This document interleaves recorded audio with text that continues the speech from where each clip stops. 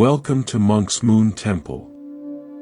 What if I told you that a single story whispered by ancient Zen masters could quiet the storm in your mind tonight?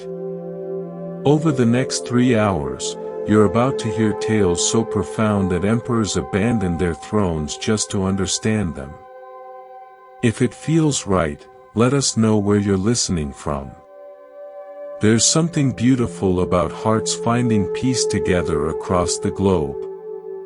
Settle in with whatever brings you comfort. These aren't just stories. They're thousand-year-old medicines for modern anxiety, handed down through generations of wise teachers who discovered the secret to unshakable inner calm. Your journey to deep peace begins now. In ancient Japan, during a time when the old ways were crumbling and new ideas flooded in from the West, there lived a Zen master named Nanin. This was the Meiji era beginning in 1868 when Japan opened its doors to the world after centuries of isolation. Emperors were losing power. Samurai were laying down their swords. And everything that once seemed permanent was changing like leaves in autumn wind. Yet in this chaos, people still sought wisdom. A university professor, his mind buzzing with Western philosophy and scientific theories, came to visit Nanin. He had heard whispers of something called Zen, a way of understanding that went beyond books and lectures. Nanin welcomed him with a gentle smile and began preparing tea. The professor, unable to contain his excitement, immediately launched into a detailed explanation of his studies, his theories about consciousness, his interpretations of Eastern philosophy. Words poured from him like water from a broken dam. Nanin listened patiently, nodding occasionally as he lifted the teapot.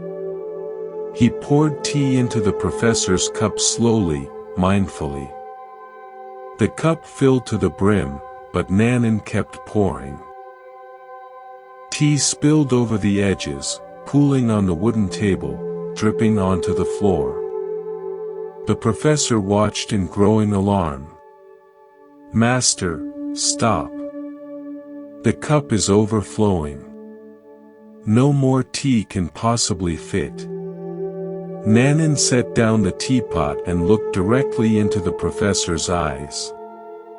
"Like this cup," he said gently, "you are full of your own opinions and theories. How can I show you Zen unless you first empty your cup?" In that moment, the professor understood something that no university had ever taught him. True learning requires emptiness. Not the emptiness of ignorance, but the spaciousness of an open mind. This is what we call in Zen, beginner's mind. Approaching each moment with fresh eyes, free from the weight of what we think we already know. During this same period, when the old Japan was dissolving into the new, wandering monks walked the mountain paths seeking truth. These mendicants owned nothing but their robes and begging bowls, depending entirely on the kindness of others. They embodied a tradition stretching back centuries, the belief that spiritual awakening comes not from comfort but from complete surrender to life's uncertainty. One such monk was Gudo, who served as teacher to the emperor himself. Yet despite his high position, he regularly left the palace to wander as a simple beggar. On one particular evening, rain fell in heavy sheets across the countryside. Gudo approached the small village of Takanaka, his straw sandals disintegrating with each step, his robes soaked through. At a humble farmhouse, he noticed several pairs of sandals drying in the window. When he knocked, a weary woman answered. Seeing his condition, she not only sold him dry sandals, but invited him to spend the night. Inside, Gudo immediately sensed the family's distress. The woman's eyes were red from crying.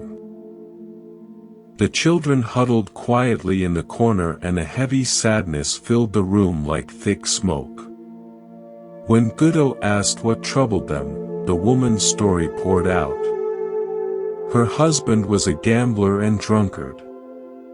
When he won, he became violent in his celebrations. When he lost, he borrowed money they didn't have. Sometimes he disappeared for days, leaving them wondering if he was alive or dead. "I will help him," Guido said simply. He gave the woman money and asked her to buy wine and food, then retire for the night. "I will wait here." Near midnight, the husband stumbled home, reeking of alcohol and defeat. "Wife," he bellowed, "bring me food." "I have food for you," came a calm voice from the shadows. "I was caught in the rain, and your generous wife offered me shelter. In gratitude, I bought wine and fish.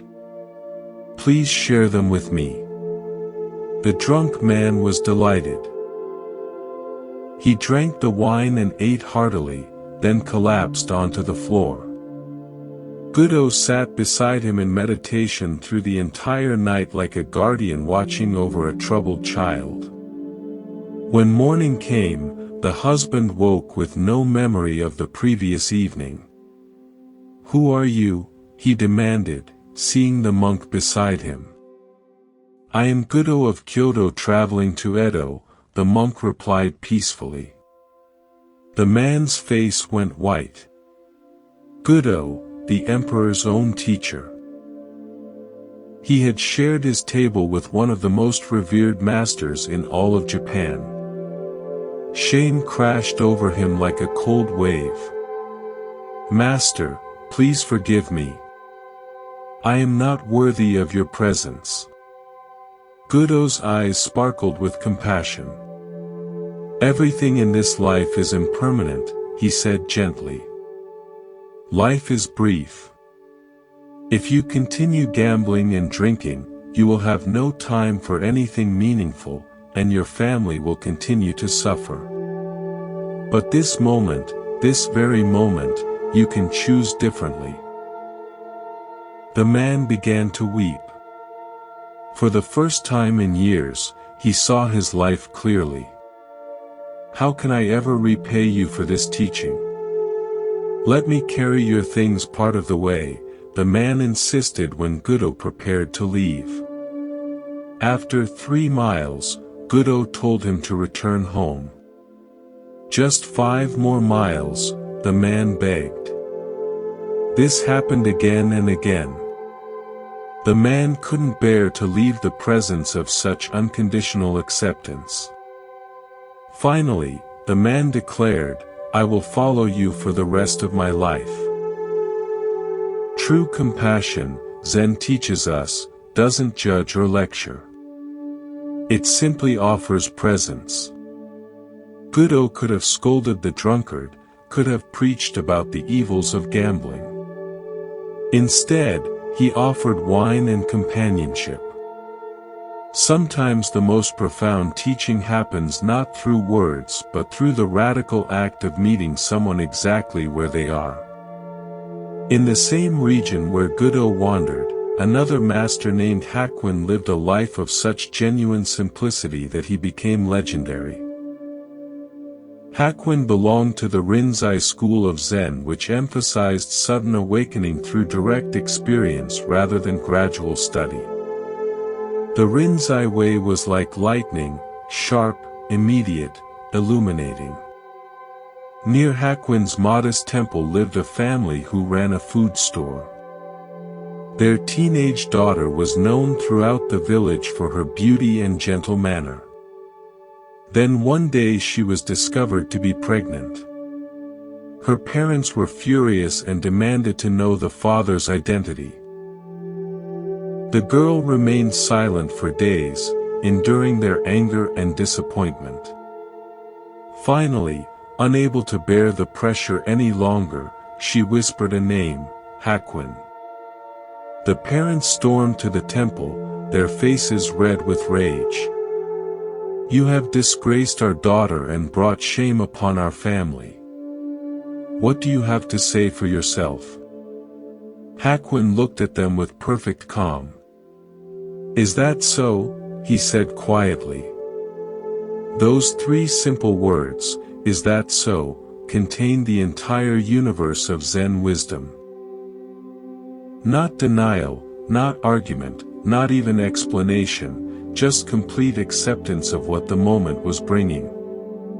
When the baby was born, the angry parents brought the child to Hakuin. "This is your responsibility now." By this time, word had spread throughout the region. Hakuin's reputation as a holy man was completely destroyed. Students stopped coming to hear his teachings.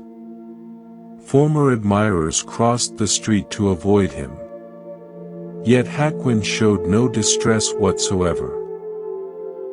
He took the baby tenderly in his arms. He begged milk from neighbors, found soft cloths for diapers, stayed awake through long nights when the infant cried. His care was so devoted, so completely without self-pity that some began to whisper that perhaps they had misjudged him. A year passed. The young mother, tormented by guilt and unable to watch an innocent man suffer for her lie, finally confessed the truth to her parents.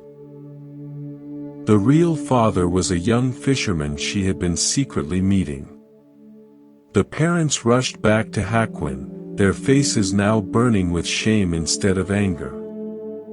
They apologized profusely, begged his forgiveness, and reached for the child. Hakuin handed over the baby without hesitation. His only words were exactly the same as before, "Is that so?" In Zen, we call this perfect equanimity. The mind that remains peaceful whether receiving praise or blame, gain or loss. Hakuin had discovered what the Buddha taught, that our suffering comes not from what happens to us but from our resistance to what happens. When we stop fighting reality, even false accusations become just another cloud passing through an endless sky. These three stories share a common thread that runs through all authentic spiritual wisdom. Whether it's emptying our cup of preconceptions, meeting others with radical acceptance, or remaining peaceful in the face of both praise and blame, they all point to the same truth. The peace we seek is not found by changing our circumstances, but by changing our relationship to whatever circumstances arise. Notice how none of these masters tried to control their situations.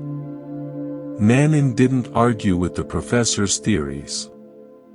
Buddha didn't lecture the gambling husband. Hakuin didn't defend himself against false accusations.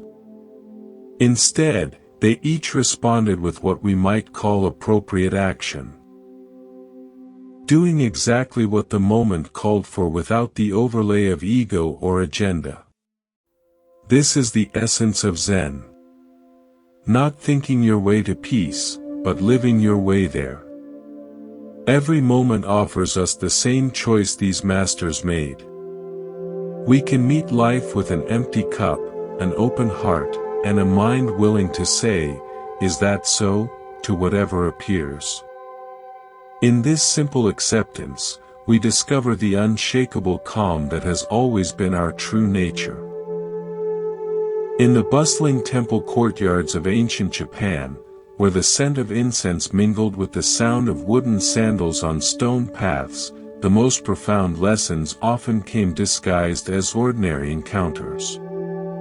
The master Bankei, whose teachings drew crowds from across the nation, discovered that true wisdom reveals itself not in grand proclamations but in the quiet moments when our assumptions are gently overturned. Bankei belonged to no particular school of Zen. He taught what he called the unborn mind, the awareness that exists before thoughts arise. His talks were so popular that not only Zen students attended but people from all walks of life, farmers, merchants, even priests from competing Buddhist sections. This diversity sometimes created tension as different groups believed their approach to enlightenment was superior. One afternoon, as Bankei sat peacefully addressing a large gathering, a priest from the Nichiren sect pushed through the crowd. The Nichiren school emphasized devotion to the Lotus Sutra and could be quite militant in their approach. This particular priest was angry that his own followers had abandoned his temple to hear about Zen. "Wait just a minute," the priest called out loudly, disrupting the serene atmosphere. "Anyone who respects you will naturally obey what you say. But a man like myself does not respect you. Can you make me obey you?" The crowd murmured nervously. Here was a direct challenge to their beloved teacher. Many expected Bankei to engage in theological debate or demonstrate some miraculous power. Instead, Bankei smiled with genuine warmth. "Come up beside me and I will show you," he said gently. The priest, his pride now committed to the confrontation, pushed his way through the seated listeners to the front. He stood beside Bankei, arms crossed, waiting for whatever trick the Zen master might attempt. "Come over to my left side," Bankei requested pleasantly. Without thinking, the priest stepped to the left. "Actually," Bankei continued conversationally, "we might hear each other better if you were on my right side. Please step over here again." The priest complied automatically. Bankei's eyes twinkled with kindness. "You see," he observed gently, "you are obeying me perfectly. I think you are actually a very gentle person. Now, please sit down and listen." The priest found himself sitting cross-legged on the ground, his anger completely dissolved. In less than a minute, without argument or force, Bankei had demonstrated something profound about human nature. Beneath our defensive postures and competitive attitudes lies a natural willingness to cooperate and learn. This story reveals what Buddhists call skillful means. The ability to respond to each situation with exactly the right approach. Bankei didn't fight fire with fire. He didn't match aggression with aggression. Instead, he met the priest's challenging energy with such disarming gentleness that the man's defensiveness simply melted away. In our daily lives, we encounter challenging people regularly. The difficult coworker, the argumentative family member, the stranger who cuts in line. Our usual response is to meet their energy with matching intensity. But Bankei shows us another way. What if we responded to aggression with curiosity, to demands with kindness, to challenges with genuine interest in the person behind the behavior? At the famous Kenin Temple in ancient Kyoto, where cherry blossoms fell like snow in spring and autumn maples painted the courtyards red and gold, lived a master named Mokurai, whose name meant silent thunder. True to his name, Mokurai was known for his powerful presence and his demanding teaching style. He never made things easy for his students, believing that authentic awakening required complete dedication. Among his many disciples was a 12-year-old boy named Toyo. Each morning and evening, Toyo watched the older students file into Mokurai's private room for sanzen, personal instruction sessions where the master would give them koans. Those puzzling questions designed to stop the ordinary thinking mind. These ancient riddles passed down through generations of Zen masters were like keys that could unlock doors the rational mind didn't even know existed. Toyo desperately wanted to participate in Sanzen. "Please, master," he begged Mokurai, "let me join the others." "You're too young," Mokurai replied. "Wait a few more years." But Toyo persisted with the determination that only children possess. Finally, Mokurai relented. "Very well. Come this evening." That night, Toyo approached the master's room with trembling excitement. He struck the small gong to announce his presence, bowed 3 times as he had seen the others do, and entered. Sitting in formal posture before his teacher, he waited in respectful silence. Mokurai looked at the small boy seriously. "You know the sound of 2 hands clapping together," he said. "Now show me the sound of 1 hand." Toyo bowed and returned to his room, his mind spinning. What could be the sound of 1 hand? He sat by his window, listening to all the sounds of the night.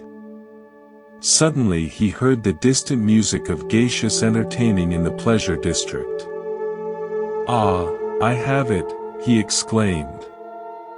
The next evening when Mokurai asked him to demonstrate the sound of 1 hand, Toyo began playing an imaginary shamisen, imitating the geisha's music.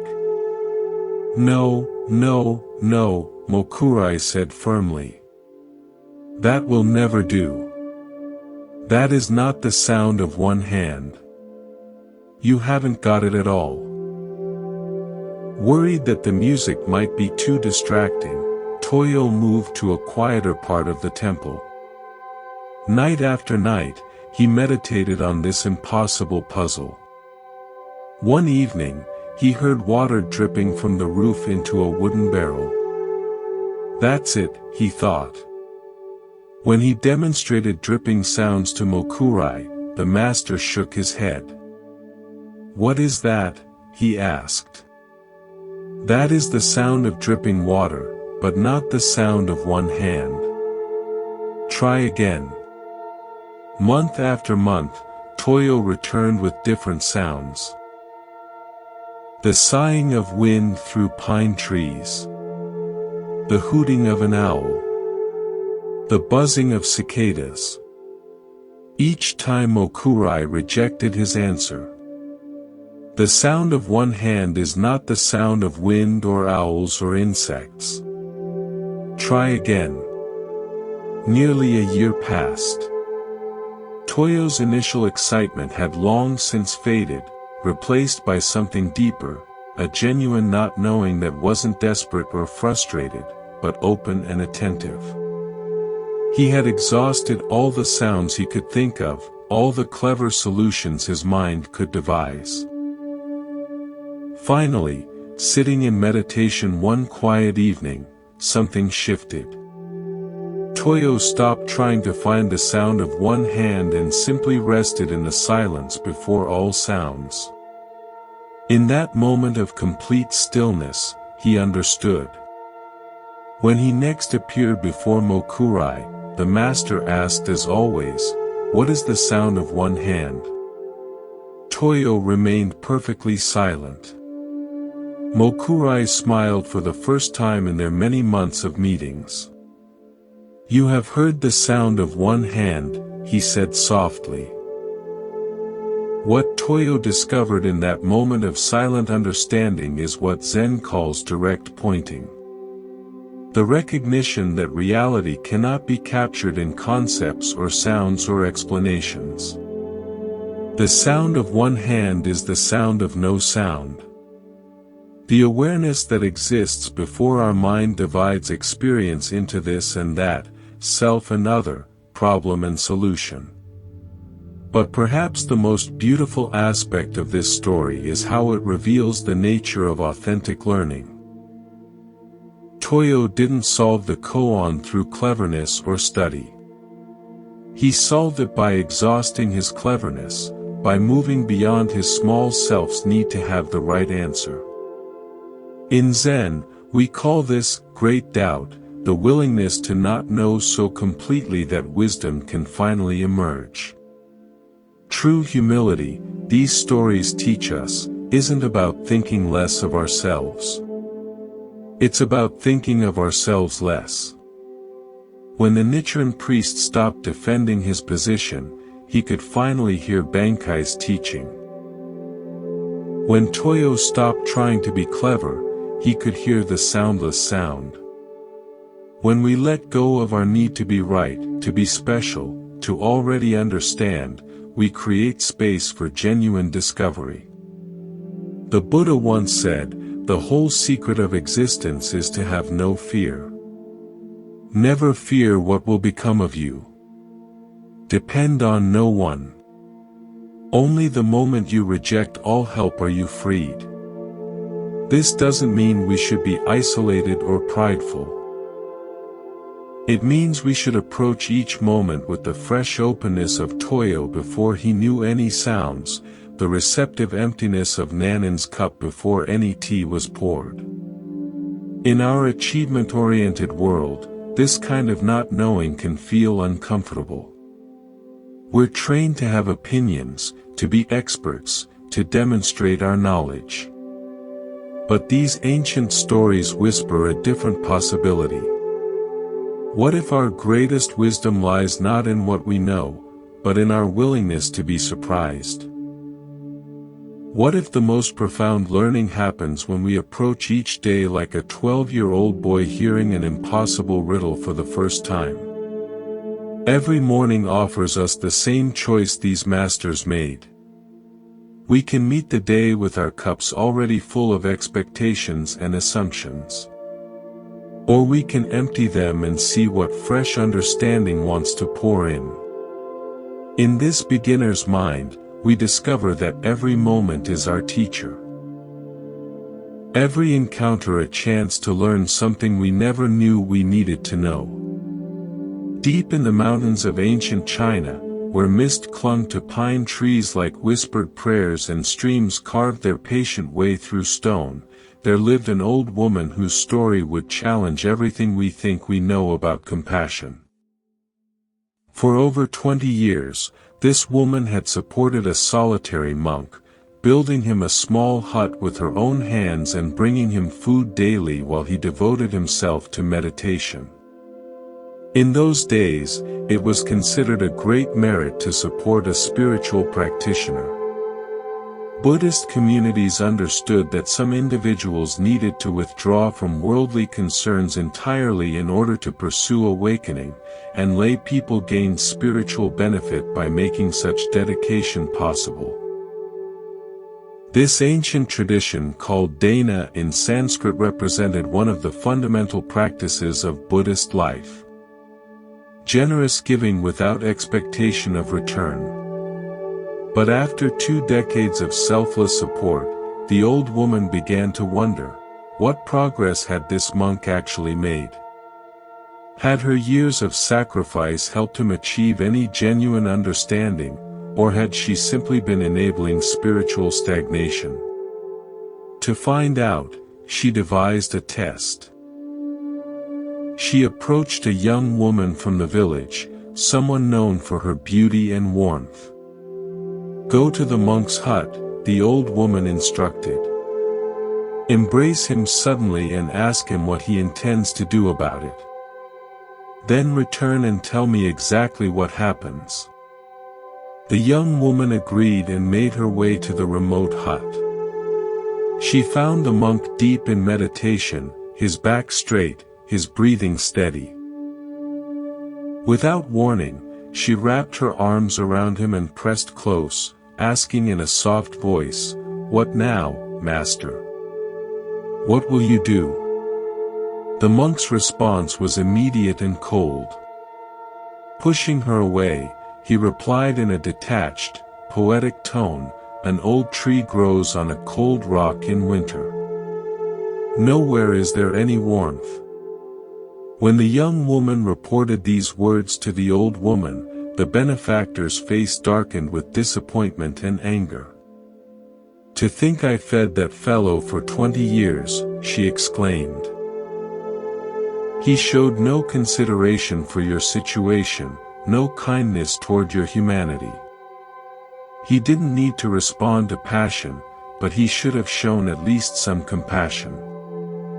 That very day, the old woman marched to the monk's hut and burned it to the ground. This shocking story reveals something profound about the difference between detachment and compassion in authentic spiritual practice. The monk had achieved a kind of emotional numbness, mistaking coldness for wisdom. True Zen awakening, however, doesn't make us less human. It makes us more fully human. The enlightened heart responds to each situation with appropriate feeling, not with calculated indifference. What the old woman understood, and what the monk had missed, is that genuine spiritual maturity includes what Buddhists call skillful compassion. The ability to meet each being exactly where they are without judgment but with genuine care. The young woman wasn't seeking seduction. She was simply being used as a messenger.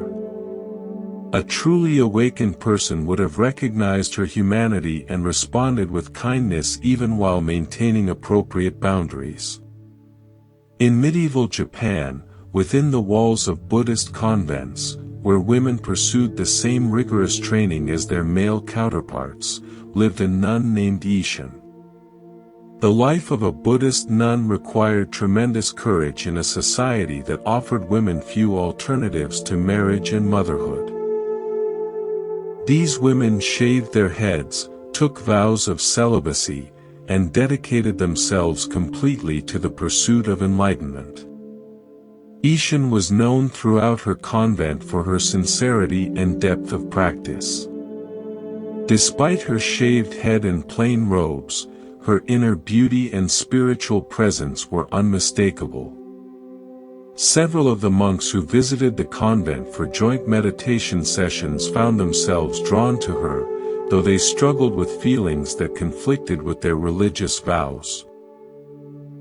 One monk, unable to contain his infatuation, wrote Ishin a passionate love letter. In it, he poured out his feelings and requested a secret meeting. Such correspondence was strictly forbidden in monastic communities, and discovery could lead to severe punishment or expulsion. When Ishin received the letter, she read it quietly and set it aside without response. She neither encouraged the monk nor reported him to the authorities. She simply continued her practice as if nothing had happened. The following day, the master of the temple gave his regular lecture to the assembled monks and nuns. When he finished speaking and asked if there were any questions, Ishin rose gracefully to her feet. In a clear voice that carried across the silent hall, she addressed the monk who had written to her, "If you really love me so much, come and embrace me now." The hall erupted in gasps and murmurs. The monk who had written the letter turned bright red, his secret exposed before the entire community. But rather than creating scandal, Ishin's bold honesty created clarity. By bringing the hidden into the light, she had shown both the monk and the community something essential about authentic spiritual life. True practice doesn't ignore difficult emotions or pretend they don't exist. Instead, it meets them with such direct honesty that they lose their power to create suffering. What Ishin demonstrated is what Zen calls direct pointing, cutting through pretense and confusion with the sword of truth. Her challenge wasn't cruel. It was compassionate. She offered the infatuated monk a moment of such clarity that he could see his own delusion. Sometimes the kindest thing we can do for someone is to hold up a mirror that shows them reality without the stories they've been telling themselves. In a small hut at the foot of Mount Fuji, where snow-capped peaks reflected in still mountain lakes and cherry blossoms bloomed briefly each spring like reminders of life's precious impermanence, lived a Zen master named Ryokan. Unlike many teachers who gathered disciples and established grand temples, Ryokan chose the path of radical simplicity. He owned virtually nothing. A few robes, a wooden bowl, some calligraphy brushes, and books of poetry. Ryokan embodied what Buddhists call voluntary poverty. Not the poverty of lack, but the richness of needing nothing. His days were spent in meditation, writing poetry, and playing with village children who were drawn to his gentle, playful nature. Despite having no possessions worth stealing, his hut stood unlocked, open to all who might need shelter. One evening, Ryokan returned from a walk to find a thief searching through his meager belongings. The man looked up in alarm, expecting anger, or calls for help. Instead, Ryokan smiled with genuine warmth. "You may have come a long way to visit me," he said kindly. "You should not return empty-handed. Please take my clothes as a gift." The thief was completely bewildered. He had prepared for confrontation, pursuit, perhaps violence. But this response, treating him as an honored guest rather than a criminal, left him speechless. Ryokan began removing his outer robe, then his under-kimono, folding each piece neatly, and placing them in the thief's hands. "Please," he insisted gently, "I want you to have these." The confused thief gathered up the clothes and fled into the night, leaving Ryokan sitting naked under the stars. Rather than feeling violated or angry, the master gazed up at the full moon with pure appreciation. "Poor fellow," he murmured with genuine compassion. "I wish I could give him this beautiful moon as well." This story captures the essence of what Buddhists call unconditional generosity. Giving that flows from abundance of spirit rather than calculation of benefit. Ryokan didn't give his clothes to reform the thief or to demonstrate his own virtue. He gave them because in that moment giving felt like the most natural response to someone in need. Notice that Ryokan's compassion extended beyond the thief to include genuine sadness that he couldn't share the moon's beauty. This reveals the heart of enlightened awareness, the recognition that all beings are seeking the same fundamental happiness, though most of us look for it in the wrong places. The thief sought security through possessions. Ryokan had found it through letting go of the need to possess anything. What all three of these stories reveal is that genuine compassion requires wisdom. It's not enough to be kind. We must be skillfully kind. The old woman showed tough love by burning down the monk's hut, forcing him to confront his spiritual stagnation. Ishin showed fierce compassion by exposing hidden delusions to the light of truth. Ryokan showed unconditional love by meeting a thief with the same warmth he would offer any visitor. In each case, these awakened beings responded not from rule or concept, but from deep attunement to what each moment actually required. They had learned what the Buddha taught, that authentic compassion sometimes looks harsh and sometimes looks gentle, but it always serves the deepest well-being of all involved. In our daily lives, we face countless opportunities to practice this kind of wise compassion. When someone cuts in line, do we respond with irritation or with curiosity about what urgency might be driving them? When a loved one makes the same mistake repeatedly, do we enable their patterns or challenge them with loving honesty? When someone takes advantage of our generosity, do we close our hearts or find new ways to give that truly serve? These ancient stories whisper the same truth. Genuine understanding begins when we stop seeing others as obstacles to our happiness and start recognizing them as fellow travelers on the path of awakening. Every person we meet is seeking peace, love, and freedom from suffering. When we respond to their seeking with the same wisdom that recognizes our own deepest longing, compassion flows naturally. This is the understanding that transforms not only our relationships but our very experience of being alive. In the bustling port cities of Meiji-era Japan, where Western influence mixed with ancient traditions like tea stirred into clear water, there lived a man whose profession required both immense physical strength and unshakable mental courage. His name was Onami, which means, great waves, and he was a sumo wrestler of extraordinary ability. Sumo wrestling in 19th century Japan was far more than sport. It was a sacred ritual connecting participants to Shinto beliefs about purity, strength, and the divine forces of nature.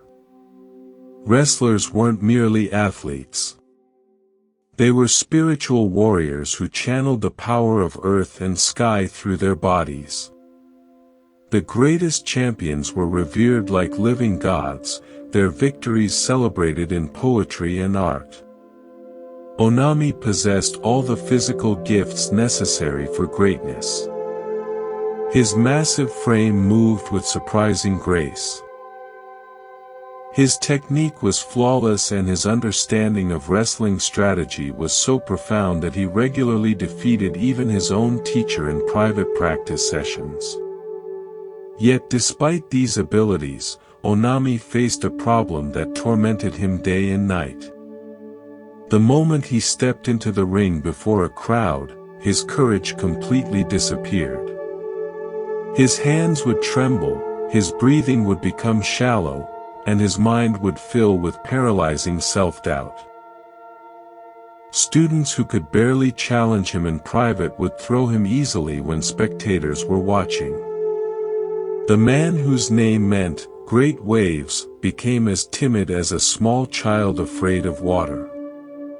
Wrestling matches in public arenas drew hundreds of shouting spectators, their voices creating a thunderous wall of sound that seemed to crush Onami's spirit. The more people watched, the smaller he felt. His reputation began to suffer, and with it his ability to support himself through his craft. Desperate for help, Onami decided to seek guidance from a Zen master. He had heard that these teachers possessed insights into the workings of the mind that could free people from their deepest fears. Near his training ground stood a small temple where a wandering master named Haku was temporarily staying.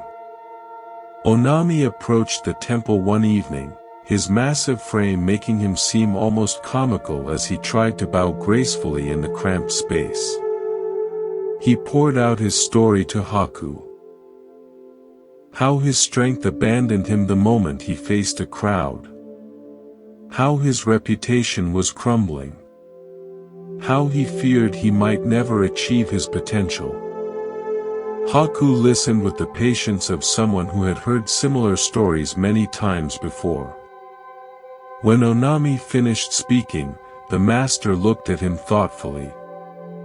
"Great Waves is your name," he said simply.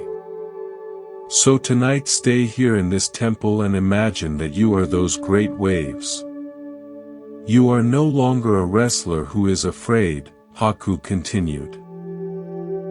"You are those huge waves that sweep everything before them, swallowing all obstacles in their path.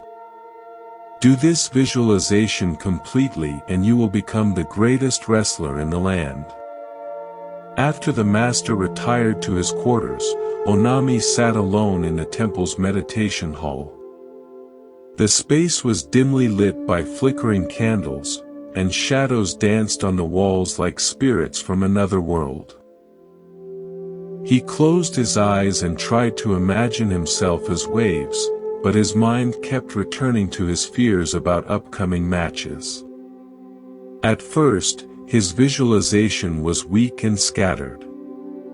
He thought about his wrestling technique, his opponent's strategies, his need to win matches to survive financially. But gradually, as the night deepened and the temple grew quieter, something began to shift in his awareness. He started to feel the power of oceanic waves, not as something he was imagining, but as something he was becoming. The sensation began in his belly, a rolling, surging energy that seemed to have its own rhythm and intelligence. As he surrendered more completely to this inner movement, the waves grew larger and more powerful. In his mind's eye, he saw himself as a massive wall of water rising from the depths of the sea. Nothing could stop these waves, not rocks, not beaches, not human structures. They moved with the irresistible force of nature itself, beyond fear or doubt or self-consciousness. As the night progressed, Onami's visualization became more vivid and consuming. The waves in his imagination swept away the temple's flower arrangements, crashed over the Buddha statue, and filled the entire building with rushing water. By dawn, in his vision, the temple had become nothing but the endless ebb and flow of an immense sea. When Haku found him the next morning, Onami was still sitting in meditation, a faint smile playing on his lips. The master approached quietly and touched the wrestler's shoulder. "Now nothing can disturb you," he said softly. "You are those waves. You will sweep everything before you." That very day, a wrestling tournament was scheduled in the city. Onami entered the competition with a sense of calm he had never experienced before. When he stepped into the ring, instead of seeing a crowd of judging faces, he felt the unstoppable power of great waves moving through his body. He won every match that day with such ease that spectators spoke of his performance for years afterward. From that moment forward, no wrestler in all of Japan could defeat him. Onami had discovered what Zen teaches about the relationship between mind and reality. When we truly embody our deepest nature, external circumstances lose their power to limit us. This transformation illustrates a fundamental principle of Buddhist psychology. What we call fear is often just the gap between who we think we are and who we actually are. Onami's problem wasn't lack of skill or strength. It was identification with a small, separate self that could be threatened by others' opinions. When he discovered his connection to something vast and unshakable, fear naturally disappeared. During the late Tokugawa period, when Japan was still isolated from the Western world and ancient traditions remained undisturbed by foreign influence, there lived a Zen master named Hashin, whose insight into the nature of life and death had become legendary throughout the northeastern provinces. Hashin had spent many years studying in China, absorbing the purest transmissions of Zen wisdom before returning to teach in his homeland. As Hashin grew older, his students began to worry about losing their beloved teacher. Masters of his caliber were rare, and his particular combination of profound understanding and gentle humor had touched many lives. They couldn't bear the thought of his eventual departure from this world. One winter day when Hashin was quite elderly, he gathered his disciples around him. Snow was falling softly outside the temple windows, and the air held that special quietness that comes with approaching winter. "I want to tell you a story I heard while studying in China," he said, settling himself comfortably before the group. "Many years ago," Hashin began, "there was an old master named Tetsufu who on December 25th called his students together. 'I will not be alive next year,' he told them calmly. 'So, you should treat me especially well during these remaining days.' The disciples thought their teacher was joking. Tetsufu seemed healthy and strong with no signs of illness, but because they loved him, each student took turns preparing special meals for him during the final days of the year. On New Year's Eve, Hashin continued, Tetsufu announced to his students, 'You have been wonderfully kind to me. Tomorrow afternoon, when the snow stops falling, I will leave you.' Again, the disciples laughed, thinking he was speaking metaphorically about some journey he planned to take. The night was clear and cloudless. There was no snow in sight. But at midnight, snow began to fall, and by morning, it was coming down steadily. The next day, Hashin said, the students couldn't find their teacher anywhere in the temple. They searched his room, the meditation hall, the gardens. Finally, they discovered him in the main hall, sitting in perfect meditation posture. He had passed away peacefully during the morning just as the snow was stopping.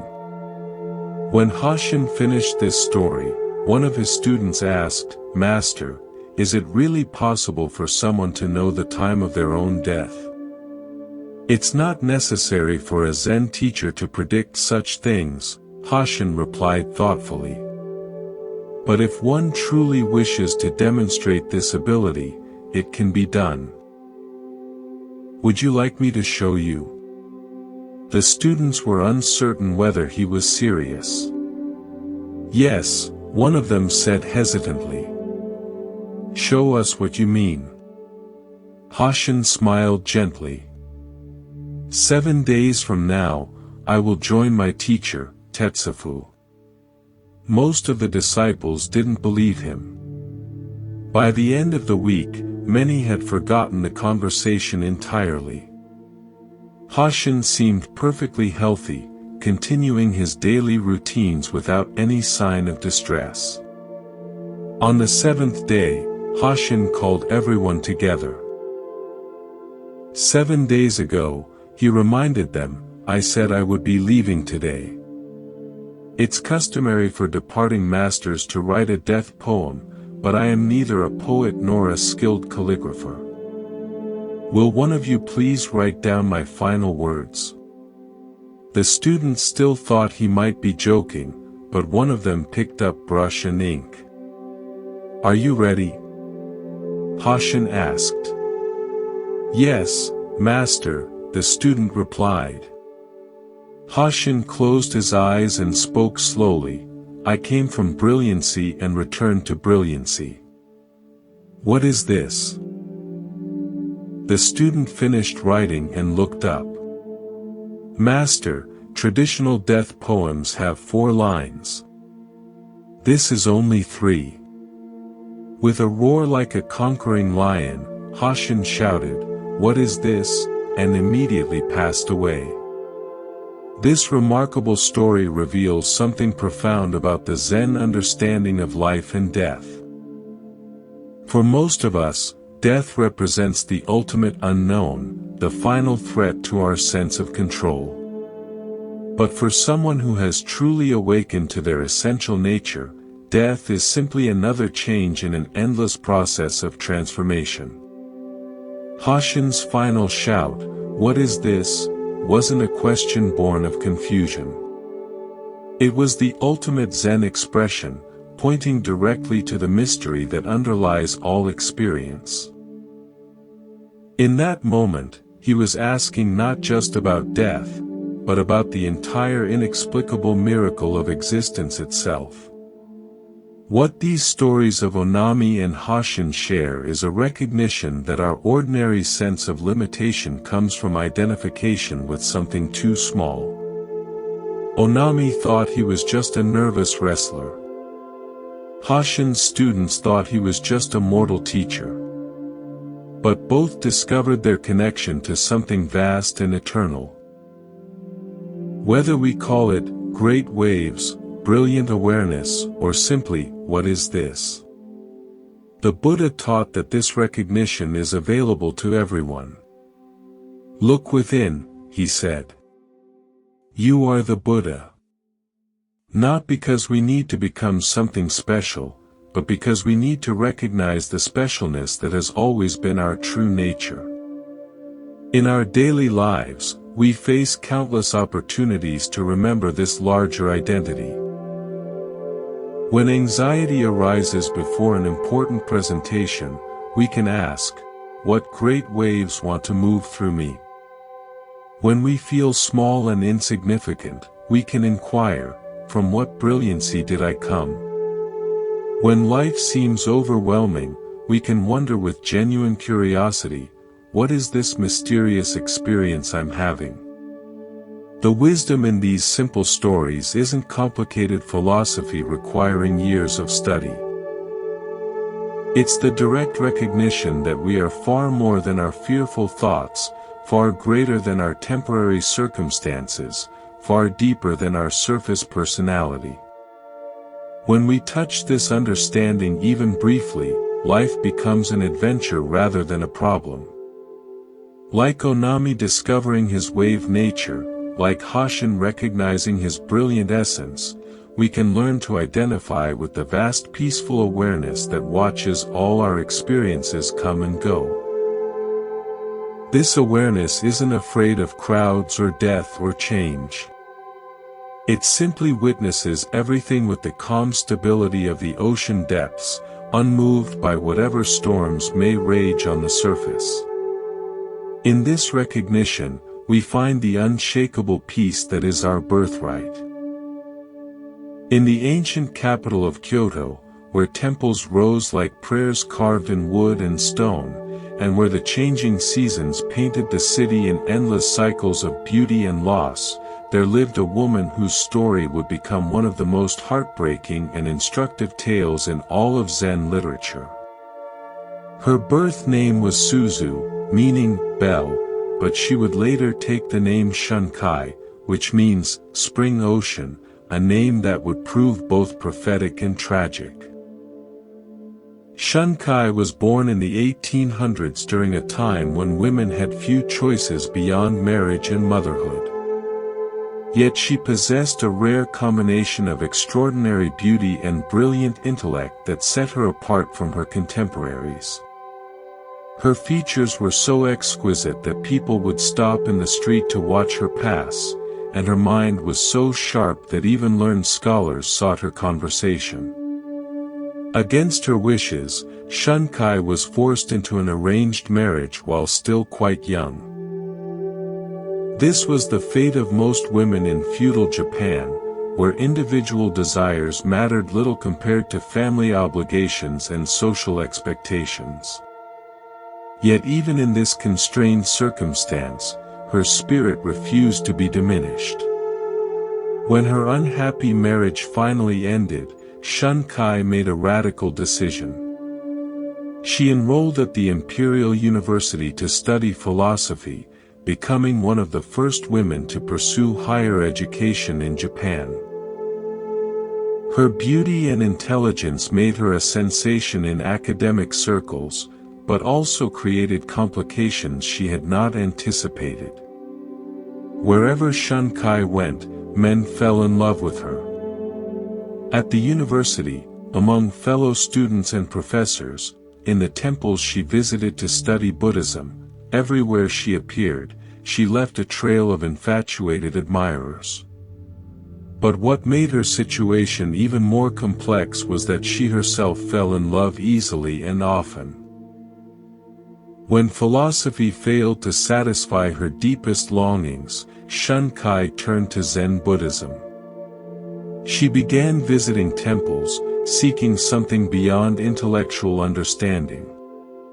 At a sub-temple of the famous Kenji monastery, she finally found what she was looking for, not just Buddhist teachings, but authentic spiritual community. The monks at Kenji recognized Shuenkai's sincere dedication to awakening. Despite the complications her beauty created, they accepted her as a genuine student. One monk in particular, a learned and compassionate teacher, became her guide in mastering the subtle points of Zen practice. The abbot of Kenji was Mokurai, whose name meant silent thunder. True to his name, Mokurai was known for his fierce dedication to maintaining proper monastic discipline. He had observed how the traditional boundaries between monks and lay people were becoming blurred in modern Japan, and he was determined to preserve the purity of monastic life. Mokurai's strict standards created enemies, particularly among the wives of priests who resented his interference in their domestic arrangements. The head priest's wife was especially threatened by Shuenkai's obvious spiritual gifts and the attention she received from the monks. Jealousy and resentment began to poison the temple atmosphere. Unable to bear watching Shuenkai's spiritual progress and growing influence, the priest's wife began spreading malicious rumors. She suggested that Shuenkai's relationship with her monk teacher was improper, that her beauty was a corrupting influence on the monastery. These whispers eventually reached Mokurai's ears, and he was forced to take action.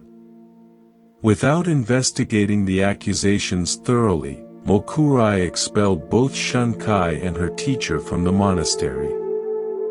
The monk was banished in disgrace, his years of sincere practice seemingly erased by unfounded suspicions.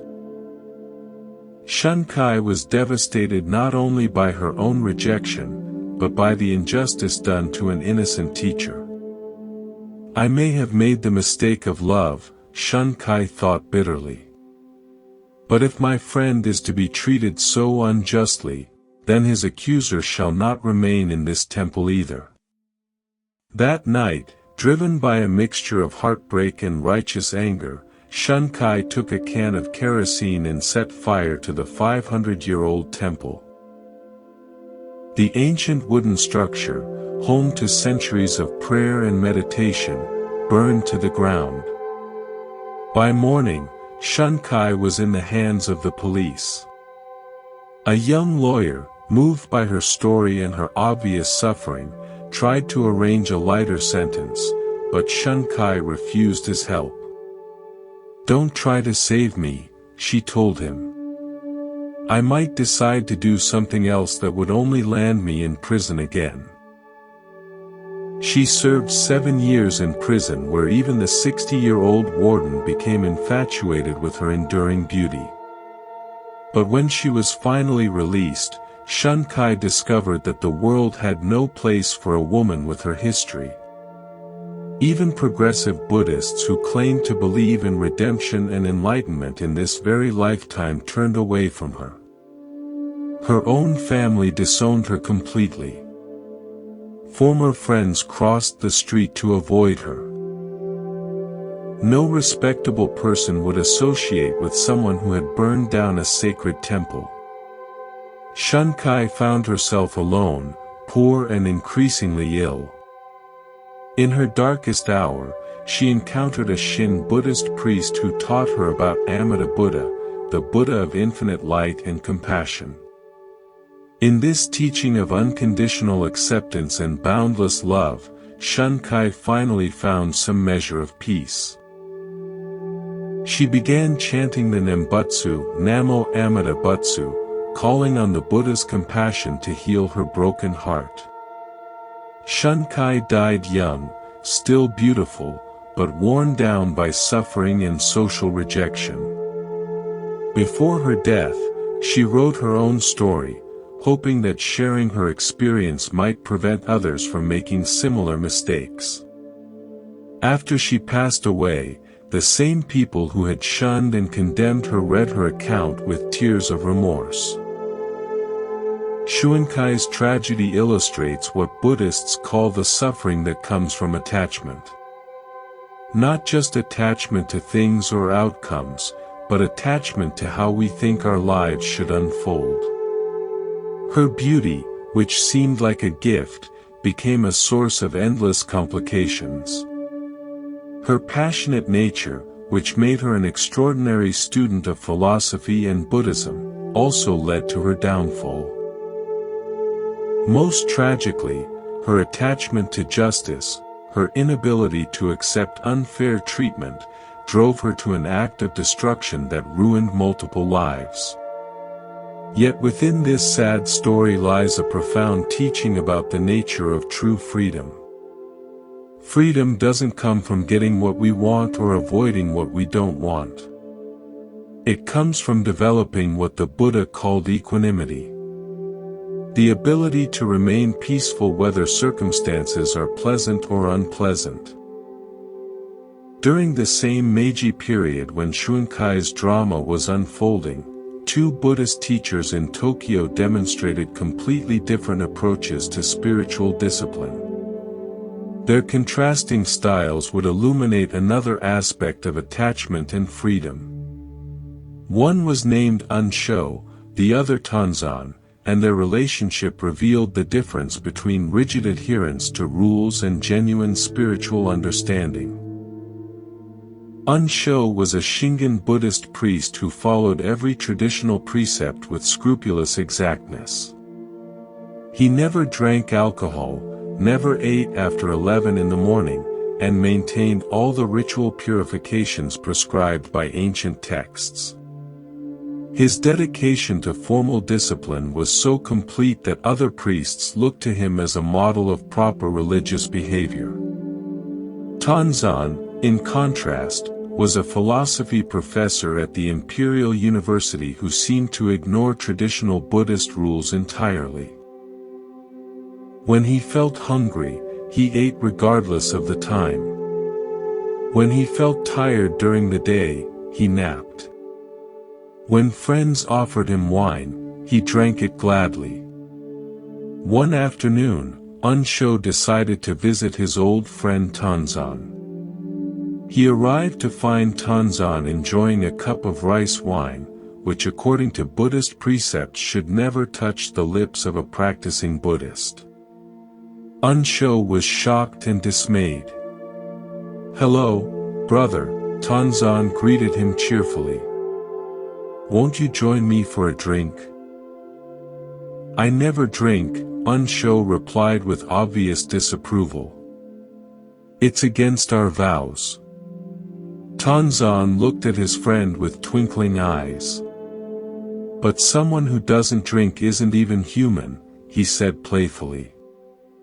"Are you telling me you're not human?" This comment struck Unsho as deeply insulting.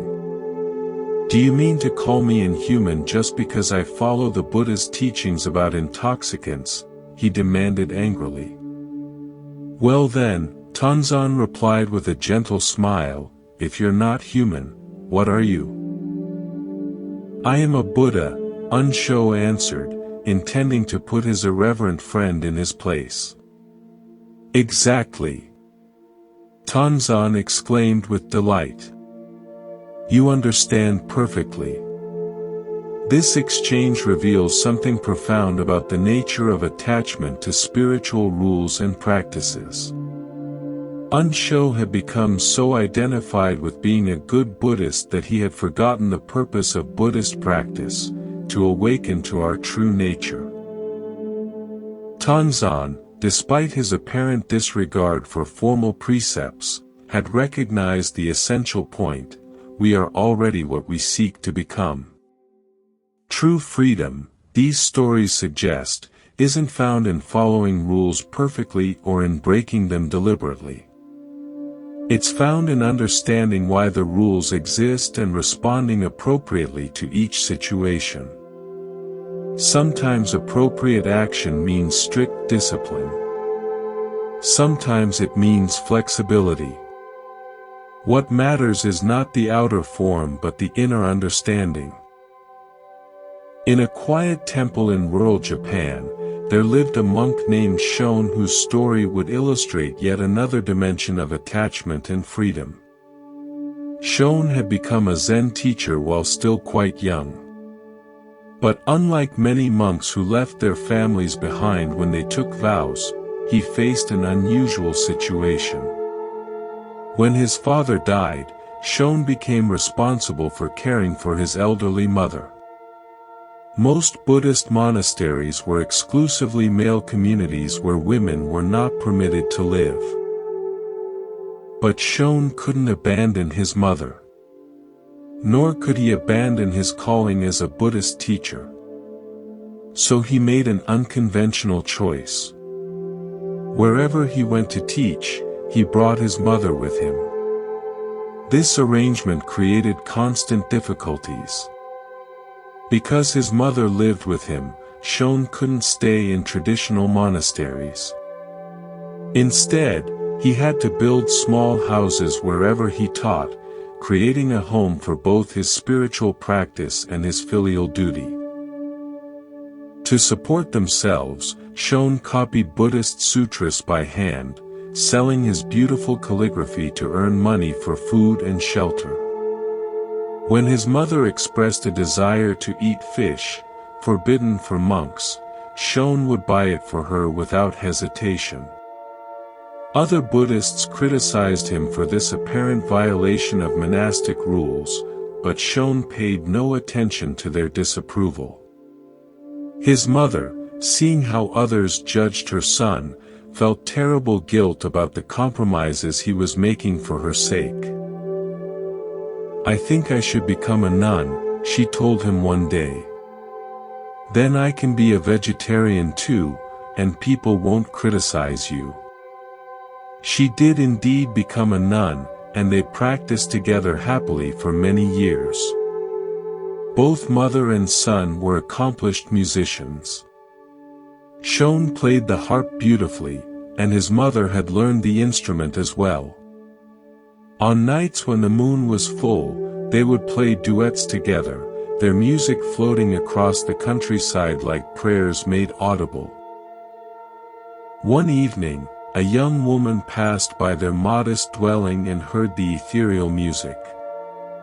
Deeply moved by its beauty, she invited Shon to visit her home the following night to play for her family. Shon accepted the invitation graciously. A few days later, when Shon encountered the woman on the street, he thanked her politely for her hospitality. Others who witnessed this exchange began to gossip. They discovered that the woman worked in the pleasure district, and they condemned Shon for associating with someone they considered immoral. When Shon left on a teaching journey to a distant temple, his mother fell ill and died while he was away. By the time word reached him, friends had already begun the funeral preparations. Shon arrived just as the ceremony was beginning. Walking directly to his mother's coffin, Shon struck it gently with his staff. "Mother," he said aloud, "your son has returned." From within the coffin came a voice, his own voice, but speaking as his mother. "Yes, I'm glad to see you've come back safely, my son." "I'm glad too," Shon replied, speaking as himself again. Then he announced to the assembled mourners, "The funeral ceremony is complete. You may bury the body now." When Shon himself was nearing death years later, he gathered his students and announced that he would pass away at noon. He burned incense before images of his mother and his first teacher, then composed a death poem. "For 56 years I lived as best I could, making my way in this world. Now the rain has ended, the clouds are clearing, and the blue sky has a full moon." As his disciples chanted sutras around him, Shon peacefully left his body. Schoen's life demonstrates that true spiritual freedom sometimes requires us to break conventional rules in service of deeper principles. His attachment to his mother might seem like a limitation to strict monastics, but it actually freed him to express compassion in ways that pure rule-following could never achieve. By choosing love over convention, care over criticism, he found a path that honored both his spiritual calling and his human responsibilities. What all these stories reveal is that attachment and freedom are not opposites but dance partners in the grand choreography of awakening. Shuenkai's attachment to justice led to destruction, but her final attachment to Amida Buddha's compassion brought peace. Unsho's attachment to rules blinded him to their purpose, while Tanzan's freedom from rules revealed their essence. Schoen's attachment to his mother became a vehicle for expressing unconditional love. The Buddha taught that the middle way lies not in having no attachments, but in holding our attachments lightly. We can love deeply without grasping desperately. We can care passionately without demanding that outcomes match our preferences. We can commit fully to our values while remaining flexible about how they express themselves. This is the freedom that comes not from having nothing to lose, but from recognizing that everything we have is already a gift.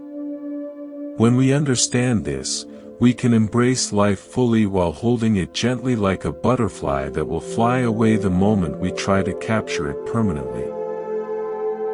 In this delicate balance between love and letting go, we discover the peace that passes all understanding. In the mountain temples of ancient Japan, where mist rose from valleys like incense offered to invisible Buddhas, and where the sound of temple bells carried across ridges like messages between earth and sky, Zen masters spent their lives exploring the most fundamental question of human existence. What is the true nature of mind? Not the thinking mind that chatters constantly about plans and problems, but the deeper awareness that watches thoughts arise and fade like clouds in an endless sky. This investigation wasn't merely philosophical speculation. For Zen practitioners, understanding the mind's essential nature was the key to ending suffering and discovering unshakable peace. They discovered that what we usually call mind is actually two different phenomena. The surface mind that thinks and worries and judges, and the vast open awareness that remains peaceful regardless of what thoughts might be appearing.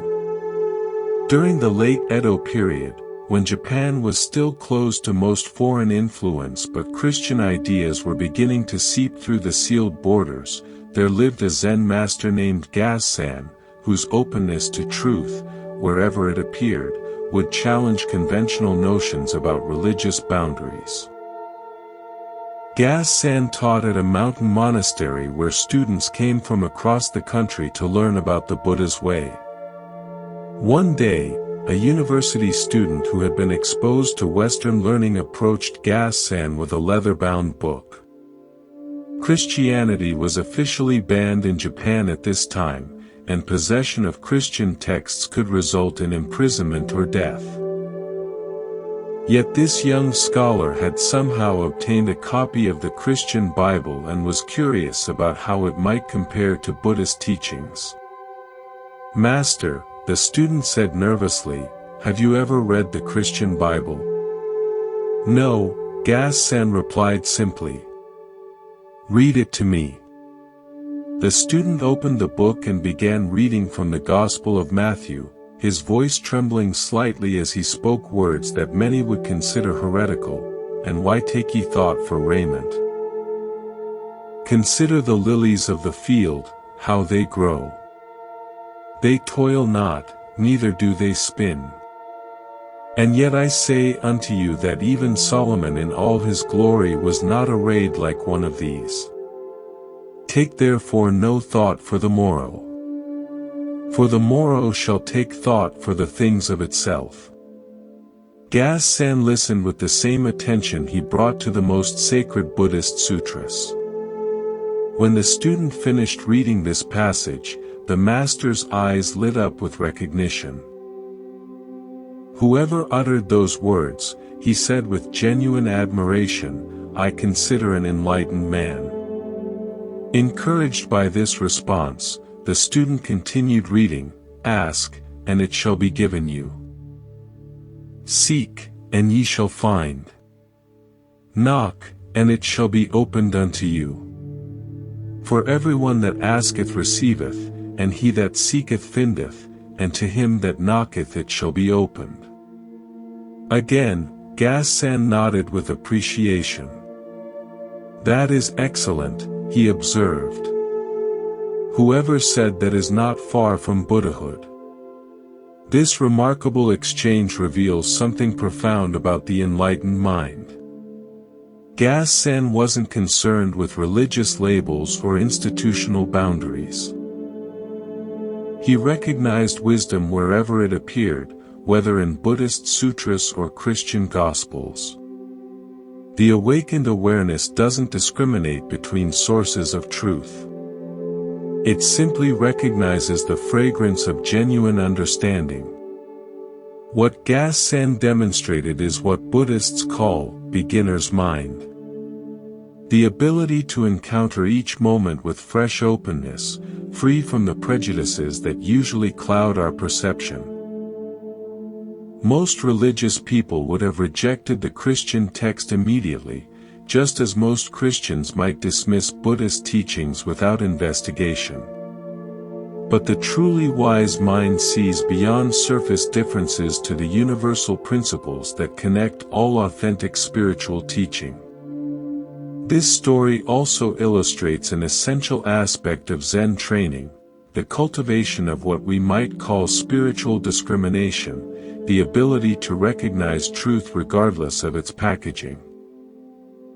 Like a bee that can find nectar in any flower, the awakened mind can extract wisdom from any genuine source. The Buddha himself, 2,500 years ago in ancient India, taught about this same quality of open awareness through a parable that would become one of the most beloved stories in all of Buddhist literature. It speaks directly to our human tendency to become so focused on our problems that we miss the beauty and opportunity that exists in every moment. A man was traveling across a field, the Buddha taught, when he encountered a hungry tiger. Terrified, he began to run, but the tiger gave chase. Coming to the edge of a cliff, the man grabbed hold of a wild vine and swung himself over the precipice. Looking down, he saw another tiger waiting at the bottom of the cliff, ready to devour him if he fell. Only the vine stood between him and certain death. As he hung there in terror, the man noticed two mice, one white and one black, gnawing steadily at the vine that held him. Little by little, they were chewing through his only support. Above him, a tiger waited. Below him, another tiger waited. And the mice were slowly destroying his lifeline. Suddenly, the man noticed a wild strawberry growing on the cliff face, just within reach.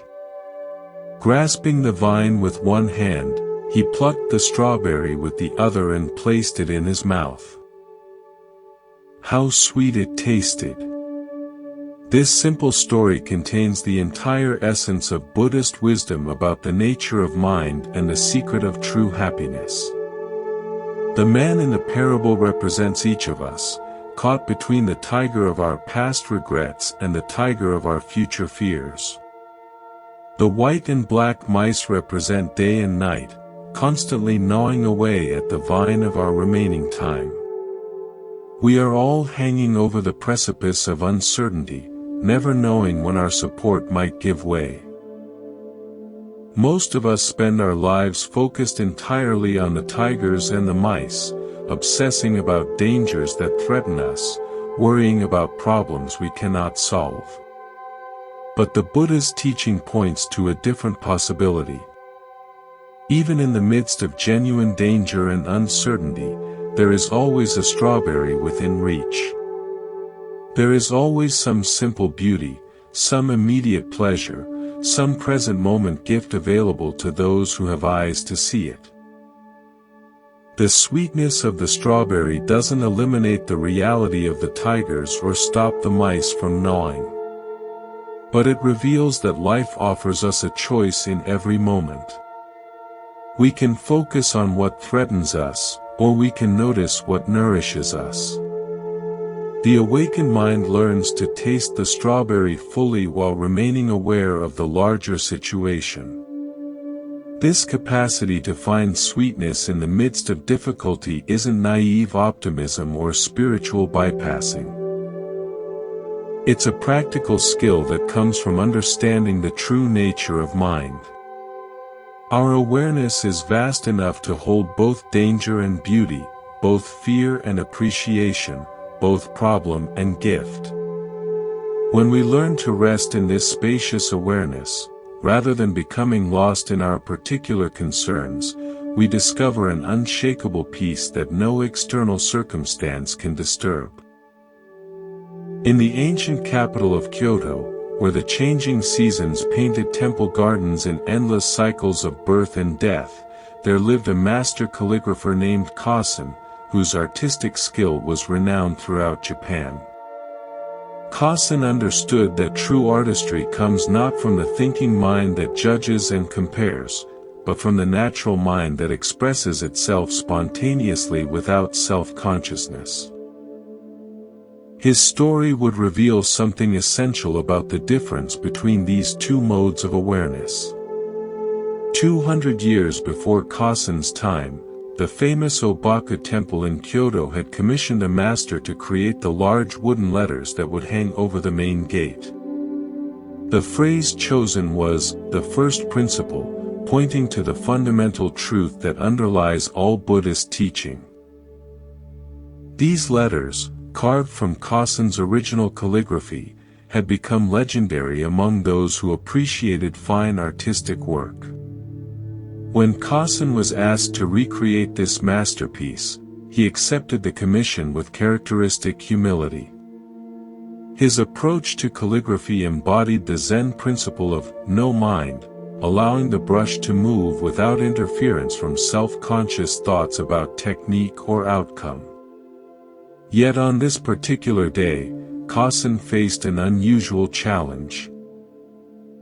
One of his students, who had been mixing ink and preparing materials for the session, had developed quite strong opinions about his master's work. This young man had appointed himself as critic and judge, commenting freely on every piece Kassen produced. Rather than observing silently and learning from the master's process, the student constantly evaluated and found fault. Kassen began his work, settling into the meditative state that allowed his deepest artistic understanding to flow through the brush. But as soon as he completed the first rendering of the first principle, his student shook his head disapprovingly. "That is not good," he declared with the confidence of someone who knew nothing about the challenges of true creation. Patiently, Kassen prepared another sheet of paper and began again. This time, he worked more slowly, paying extra attention to each stroke. But again, when he finished, the student pronounced his judgment. "How was that one?" "Poor. Worse than before." For hours this process continued. Kassen would create a piece with genuine skill and artistry, and his student would reject it with increasingly harsh criticism. Sheet after sheet accumulated until 84 versions of the first principle lay scattered around the room, each one dismissed by the self-appointed critic.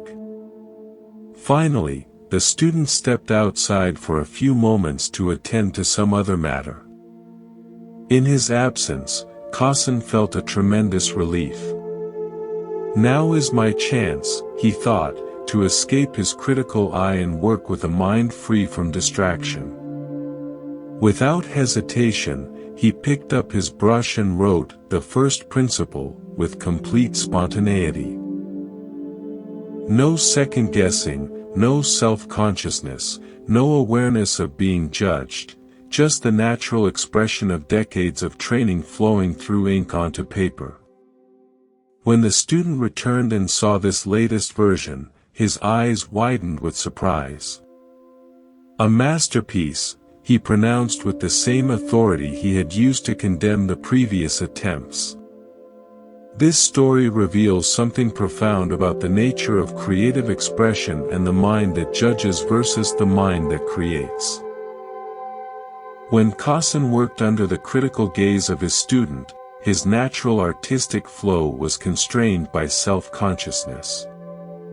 He was creating not from his deepest understanding, but from his conditioned responses to evaluation and approval. The moment his critic stepped away, Kassen's true nature emerged, free from the burden of being watched and judged. His hand moved with the same spontaneous perfection that guides a bird in flight or a flower in blooming. This is what Zen calls original mind. The awareness that acts with perfect appropriateness when not filtered through the ego's concerns about performance and approval. We all carry a critical student in our heads. That voice that constantly evaluates our efforts and usually finds them wanting. This inner critic convinces us that we need to think harder, try harder, be more careful, be more perfect. But Kassen's experience shows us that our finest expressions come not from this effortful self-conscious mind, but from the natural wisdom that emerges when we stop trying so hard to impress ourselves and others. The Buddha taught that this natural mind is our true nature, not something we need to create or achieve, but something we need to stop obscuring. Like the sun that shines continuously but can be hidden by clouds, our essential awareness is always present but often covered by the fog of self-judgment and mental commentary. When the clouds part, even briefly, we discover that the light was there all along. What these three stories reveal about the nature of mind is both simple and revolutionary. Kassen's openness to truth regardless of its source, the Buddha's teaching about finding sweetness in difficulty, and Kassen's discovery of natural expression beyond criticism all point to the same fundamental recognition. Our ordinary thinking mind is not our deepest identity. Beneath the layer of mental commentary and judgment lies a vast open awareness that is naturally wise, naturally compassionate, and naturally at peace. This awareness doesn't need to be improved or educated or fixed. It simply needs to be recognized and trusted. When we learn to rest in this deeper mind, even for brief moments, we discover that we already possess everything we've been seeking. Not because our problems disappear, but because we find ourselves spacious enough to hold all our experiences with grace. Like the man who could taste the strawberry's sweetness while hanging between tigers, we can learn to find peace in the midst of uncertainty, wisdom in the midst of confusion, and love in the midst of difficulty. This is the gift of understanding our true nature, not as small separate selves struggling against life, but as the vast awareness in which all of life's experiences arise and pass away like waves in an endless ocean. In the mountains of northern Japan, where winter snows could isolate temples for months at a time and monks developed ingenious ways to continue their spiritual education despite harsh conditions, there arose a tradition of teaching that relied not on elaborate explanations or scholarly discourse but on direct immediate action. These masters understood something profound about how true understanding actually occurs. Not through the accumulation of concepts but through sudden recognition that bypasses the thinking mind entirely. This approach, which Zen calls direct pointing, emerged from the recognition that our deepest wisdom cannot be captured in words or transmitted through lectures. Like trying to describe the taste of honey to someone who has never experienced sweetness, verbal explanations of enlightenment often create more confusion than clarity. The most skillful teachers learn to create situations where understanding could dawn naturally, like sunrise breaking over a mountain peak. In a remote temple nestled among pine forests where the sound of wind through branches served as constant meditation music, there lived two brother monks whose contrasting abilities would become the subject of one of Zen's most beloved teaching stories. The elder brother was renowned throughout the region for his scholarly achievements. He had memorized countless sutras, mastered complex philosophical debates, and could discourse eloquently on the subtlest points of Buddhist doctrine. The younger brother presented a stark contrast. Simple in manner and limited in intellectual capacity, he had learned only the most basic elements of Buddhist practice. His fellow monks sometimes whispered that he lacked the mental acuity necessary for advanced spiritual development. Most tragically, he had lost one eye in an accident, which in that era was considered both a physical disfigurement and a sign of bad karma. During the Kamakura period, when wandering monks regularly challenged temple communities to debates about Buddhist philosophy, maintaining intellectual credibility was considered essential for a monastery's reputation. These debates followed strict protocols. Any monk who could defeat the resident teachers in philosophical argument earned the right to stay and continue the discussion. Those who were defeated had to move on immediately, seeking another temple where they might find worthy opponents. One autumn afternoon, when golden leaves carpeted the temple grounds like scattered prayers, a traveling monk arrived seeking such a debate. He was clearly learned and confident, carrying himself with the bearing of someone accustomed to intellectual victory. The elder brother, who would normally have welcomed such a challenge, found himself exhausted from intensive study sessions. "I'm too tired today for formal debate," the elder brother told his simple sibling. "You'll have to take my place. But remember, this must be conducted in silence. No words are permitted." The younger brother, despite his intellectual limitations, possessed something far more valuable than scholarly knowledge: complete trust in the moment, and willingness to respond authentically to whatever arose. He agreed to the challenge without understanding what he was getting into. The two monks, the learned visitor and the simple temple resident, seated themselves in the meditation hall before the shrine.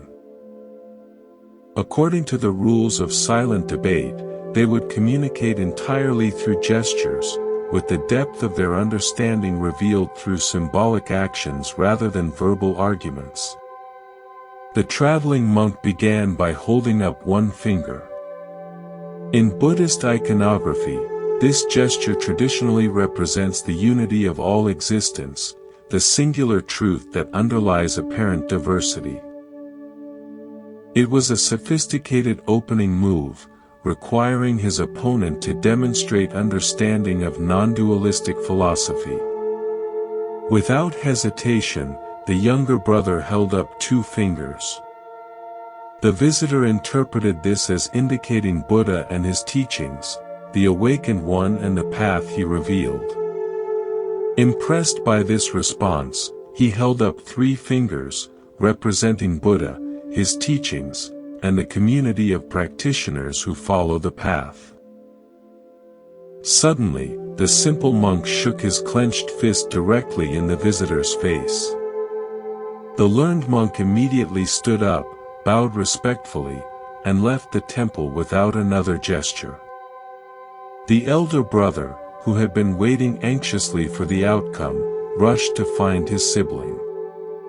"How did the debate go? What happened?" "That fellow was incredibly rude," the younger brother replied indignantly. "The moment he saw me, he held up one finger, insulting me by pointing out that I have only one eye. Since he was a guest, I tried to be polite. So I held up two fingers to congratulate him on having both eyes. But then the rude man held up 3 fingers, suggesting that between the two of us we only have 3 eyes total. That made me so angry, I started to punch him, but he ran away before I could connect."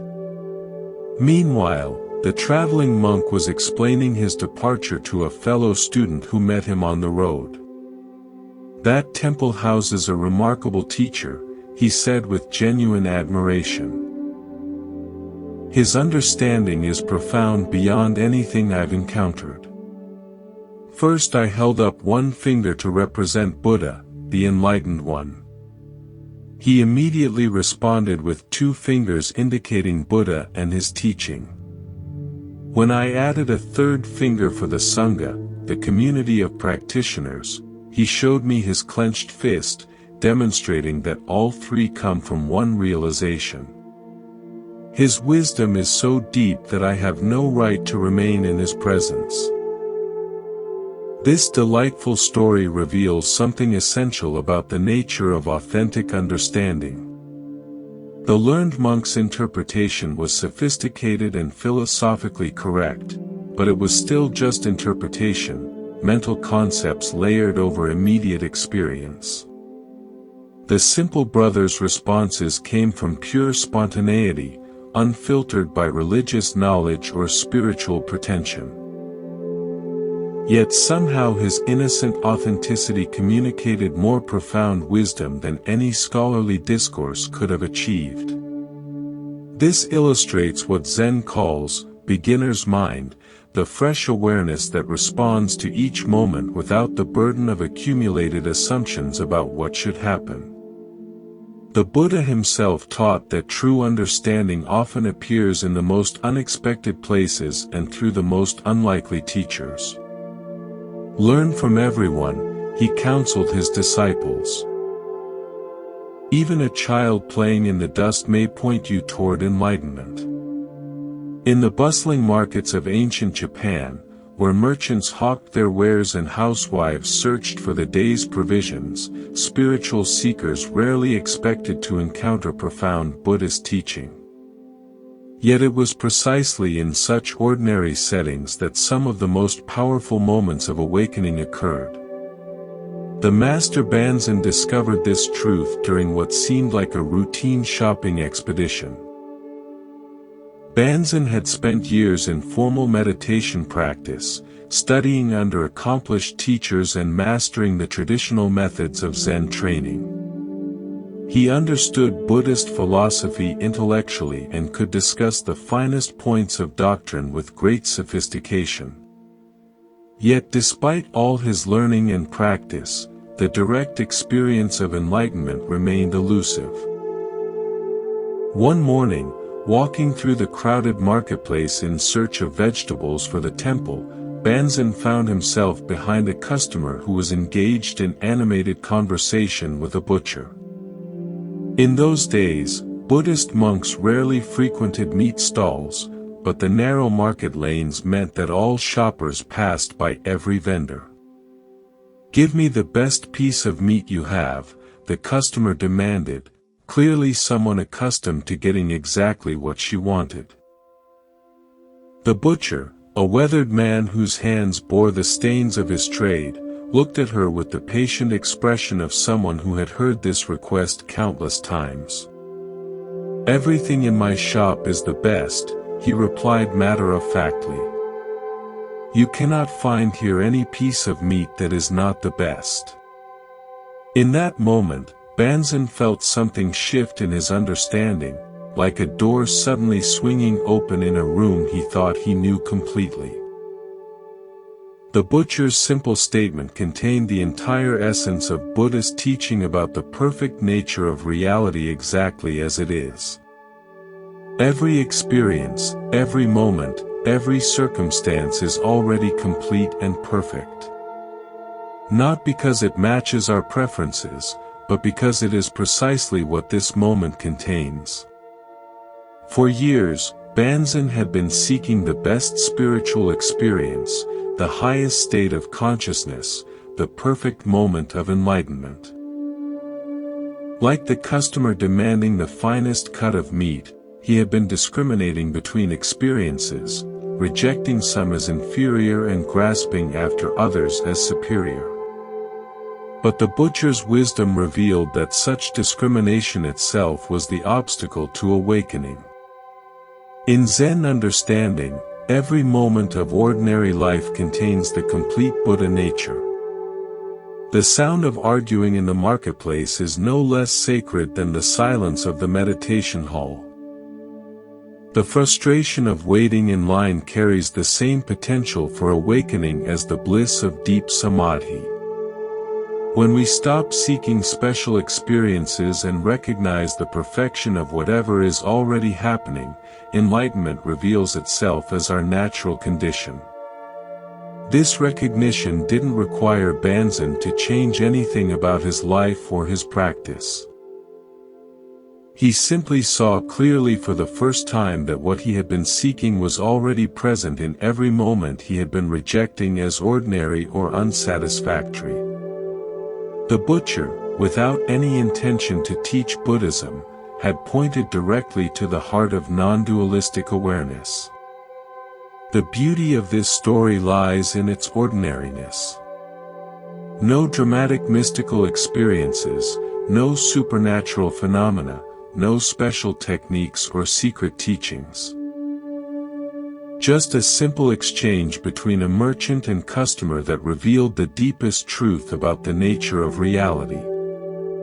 This is how Zen teaching often works. Not through grand gestures or elaborate ceremonies, but through sudden recognition that dawns in the midst of completely mundane circumstances. In the rural provinces of Japan, where traditional values remained strong even as the country modernized, there lived a Zen master named Mokujin Heki, whose teaching methods were as practical as they were profound. Mokujin understood that true spiritual development must manifest in daily life, not just in formal meditation sessions. His approach to teaching often involved helping people recognize how their habitual patterns created unnecessary suffering. One of Mokujin's lay students came to him with a complaint that revealed deep frustration with his domestic situation. "Master," the man said, "my wife is incredibly stingy.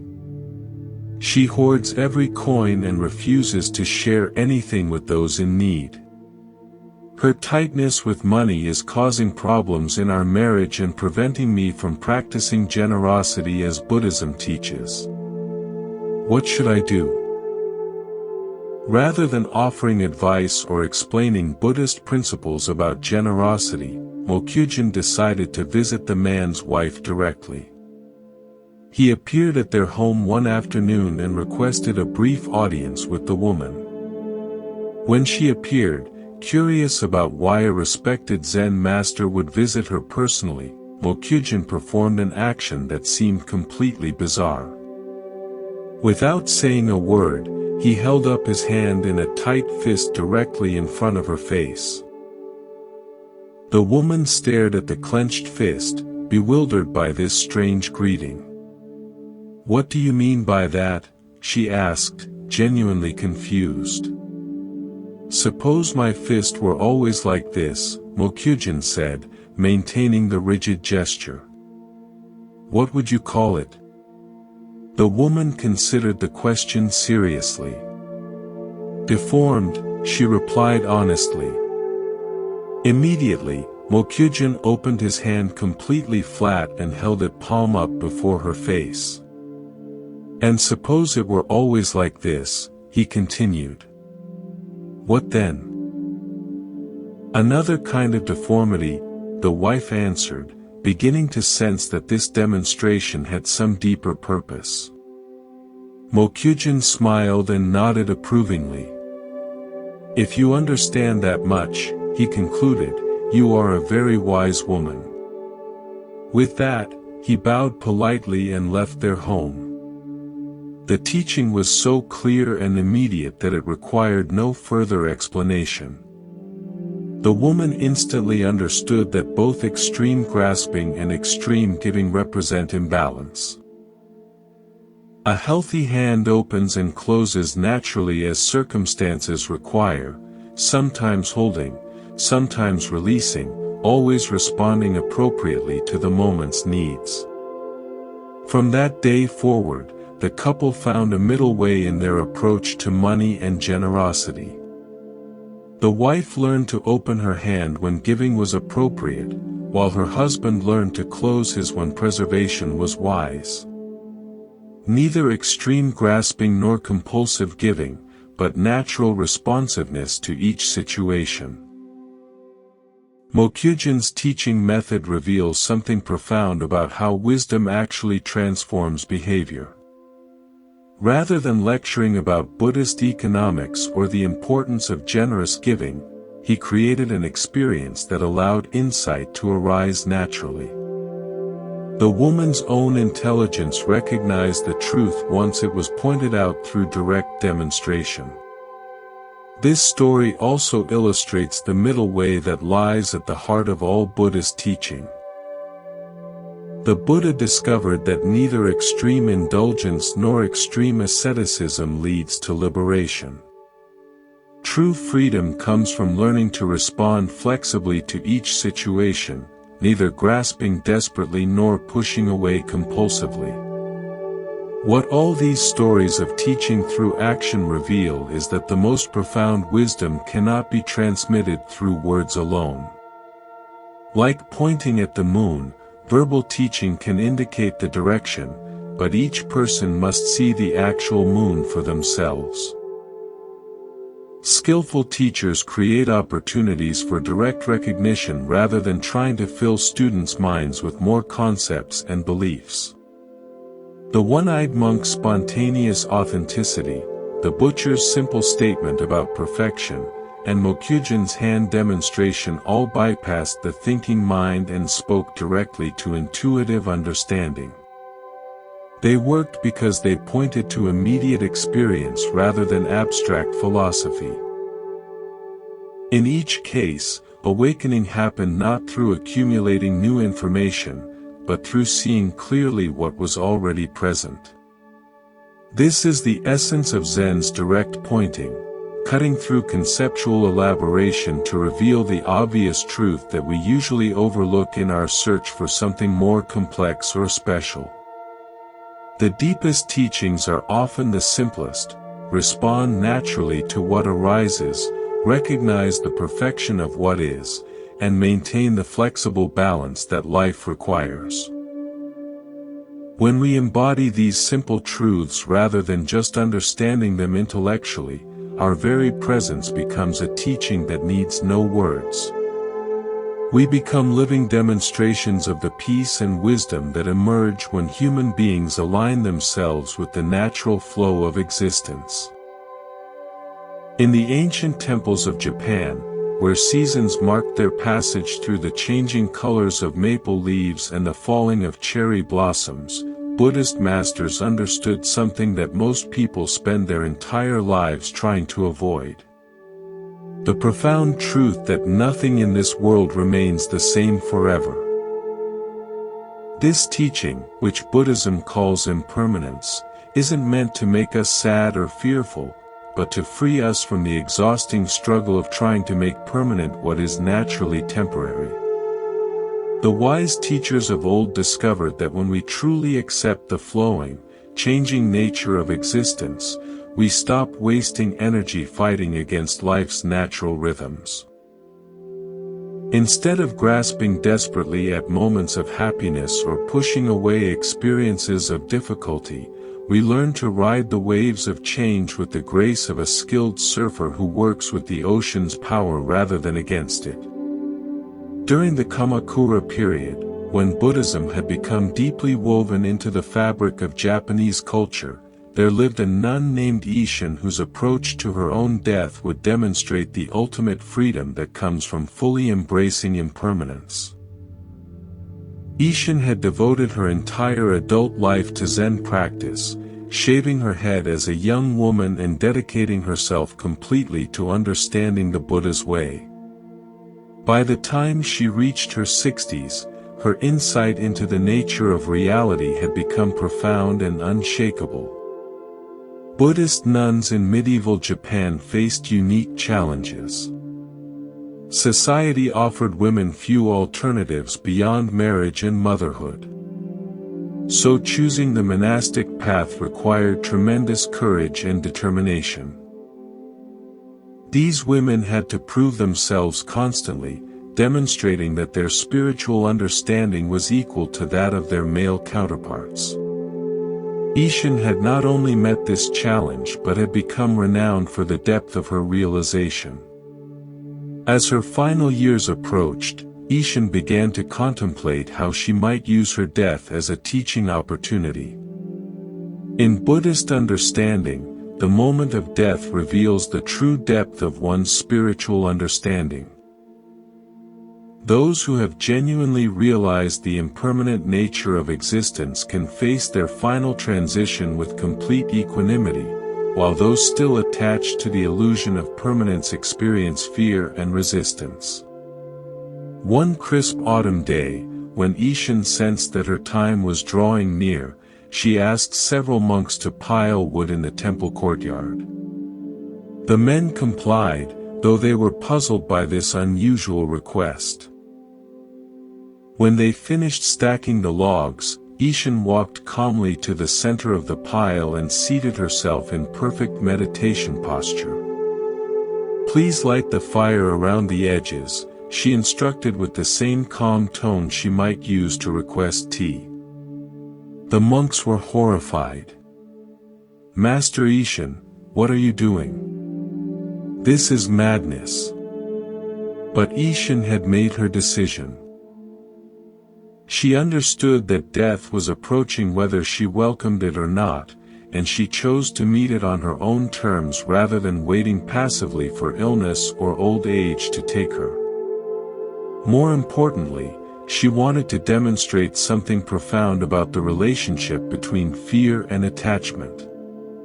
Reluctantly, the monks lit the fire as she had requested. As flames began to rise around her, one of them called out in distress, "Master, is it hot in there?"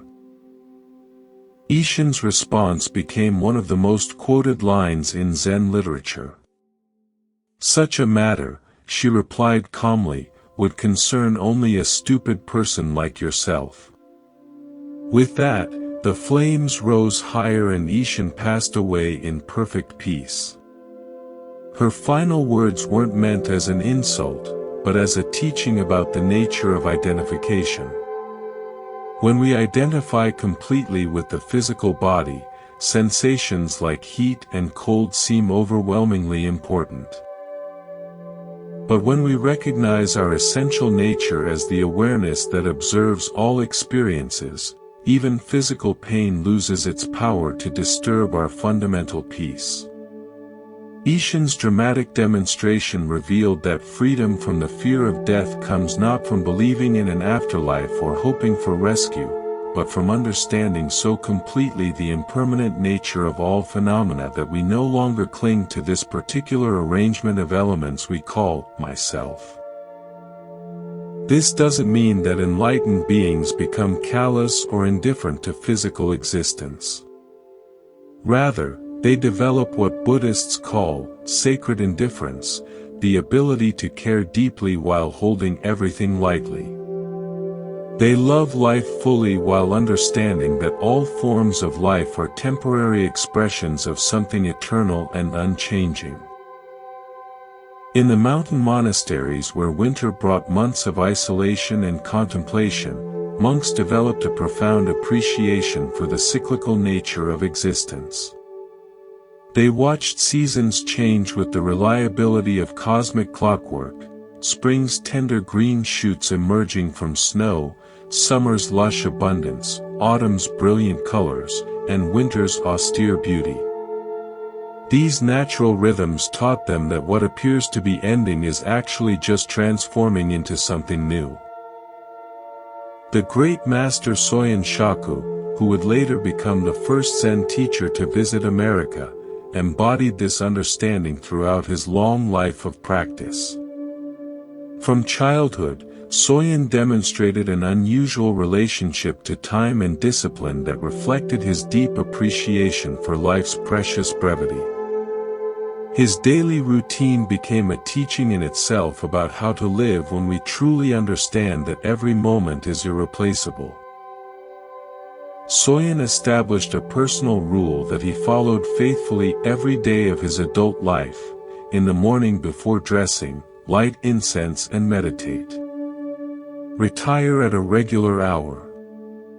Partake of food at regular intervals. Eat with moderation and never to the point of satisfaction. Receive a guest with the same attitude you have when alone. When alone, maintain the same attitude you have in receiving guests. Watch what you say, and whatever you say, practice it. When an opportunity comes, do not let it pass by, yet always think twice before acting. Do not regret the past. Look to the future. Have the fearless attitude of a hero and the loving heart of a child. Upon retiring, sleep as if you had entered your last sleep.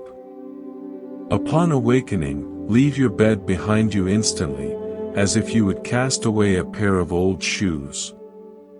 This remarkable code of conduct reveals how someone who has truly absorbed the teaching of impermanence approaches daily life.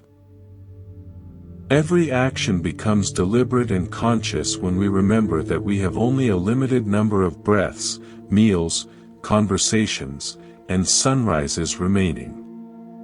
Yet this awareness doesn't create anxiety or desperate grasping. Instead, it brings a quality of precious attention to even the most ordinary activities. Notice how Soyen's rules encourage both engagement and non-attachment. When an opportunity comes, do not let it pass by, suggests full participation in life's offerings. Yet, always think twice before acting, reminds us to respond wisely rather than reactively. Do not regret the past, and look to the future, point toward the balanced awareness that learns from experience without being trapped by it. Most profoundly, Soyen's instruction to sleep as if you had entered your last sleep and leave your bed behind you instantly as if you would cast away a pair of old shoes captures the essence of how enlightened beings relate to sleep, both literal and metaphorical. Each night they release the day completely, and each morning they embrace the new day without dragging yesterday's concerns along. They practice dying every evening and being reborn every dawn. The story of a remarkable Tendai priest provides another window into how deep understanding of impermanence transforms our relationship to what others consider tragedy. This priest lived during a time when family obligations and religious duties often conflicted, forcing individuals to make difficult choices between competing loyalties. His response to one such conflict would reveal wisdom that transcends conventional thinking about loss and attachment. When this priest's wife died after a long illness, the grieving widower requested that sutras be recited for her spiritual benefit. In Buddhist tradition, such ceremonies help guide the deceased through the intermediate states between death and rebirth. The merit generated by the chanting was believed to ease the transition and potentially improve the conditions of the next incarnation. After the recitation was complete, the priest asked the monk who had performed the ceremony, "Do you think my wife will gain merit from these sutras?" "Not only your wife," the monk replied with traditional generosity, "but all sentient beings will benefit from this recitation." This answer, while doctrinally correct, troubled the grieving husband. "If all sentient beings will benefit," he said, "then my wife may be very weak, and others will take advantage of her, getting the merit that should rightfully be hers. Please recite the sutras again, but this time just for her alone." The monk patiently explained that the Buddhist ideal involves offering blessings and merit to all living beings without discrimination. "It is our desire as Buddhists to wish well-being for every creature," he said gently. "That is certainly a fine teaching," the priest agreed. "But please make one exception. I have a neighbor who is rough and mean to me. Just exclude him from all those sentient beings." This story appears humorous on the surface, but it reveals something profound about how grief and attachment can distort even our spiritual understanding. The priest intellectually accepted Buddhist teachings about universal compassion. But when faced with personal loss, his heart contracted into the very possessiveness and discrimination that Buddhism seeks to dissolve. He wanted exclusive spiritual benefits for his deceased wife while excluding someone who had caused him difficulty. Yet this very human response also demonstrates something beautiful about the healing power of time and practice. Grief is a natural response to impermanence when we haven't yet learned to love without grasping. The priest's possessive concern for his wife's merit reflected the depth of his love, even as it revealed the limitations of his understanding. True wisdom about impermanence doesn't eliminate love or make us indifferent to loss. Instead, it teaches us to love so completely and unconditionally that we can wish the very best for those we care about without needing to control the outcome. When we understand that everything and everyone we love is already in a constant state of change, we learn to appreciate each moment of connection as a precious gift rather than a permanent possession. The deepest teaching about impermanence isn't that everything ends, but that everything is always beginning.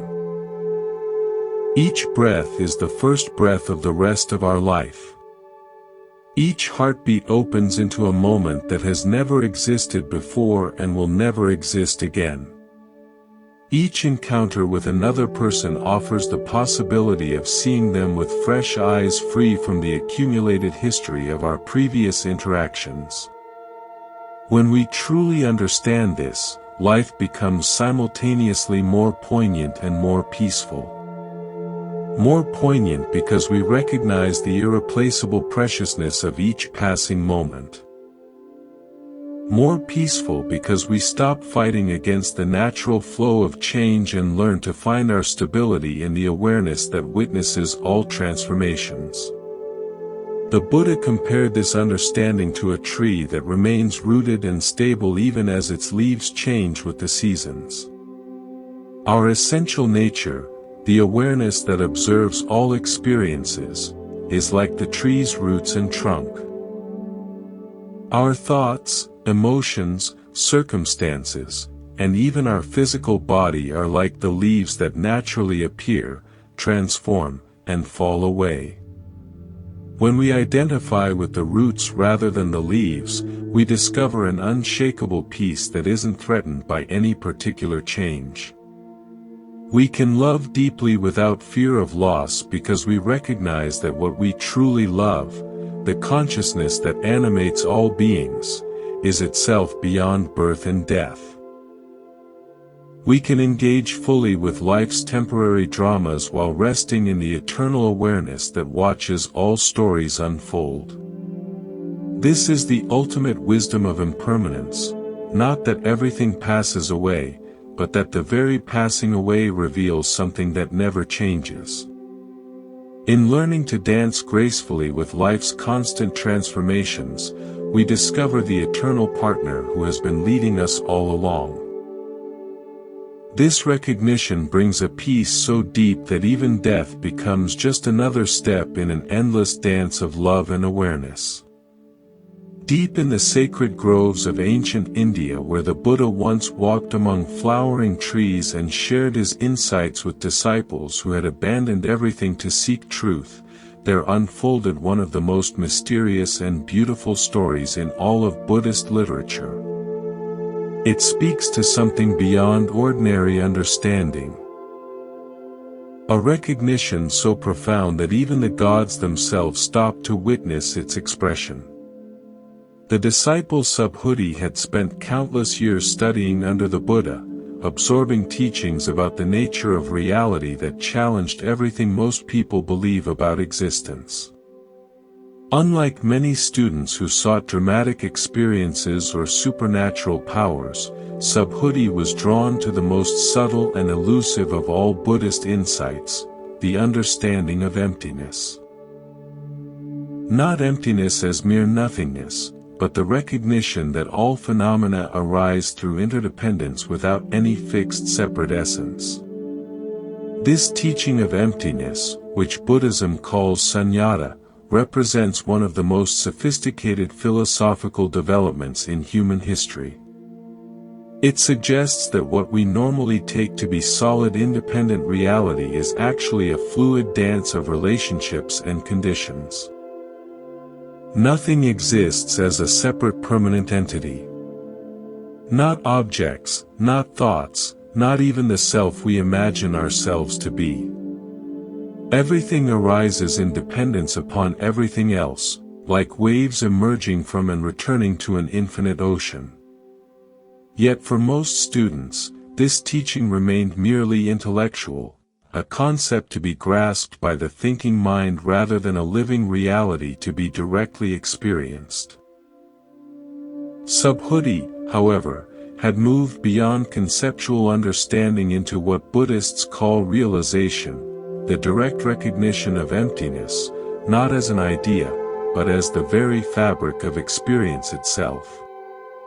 He had discovered that this apparent emptiness is simultaneously fullness, that the absence of fixed identity allows for the presence of infinite possibility.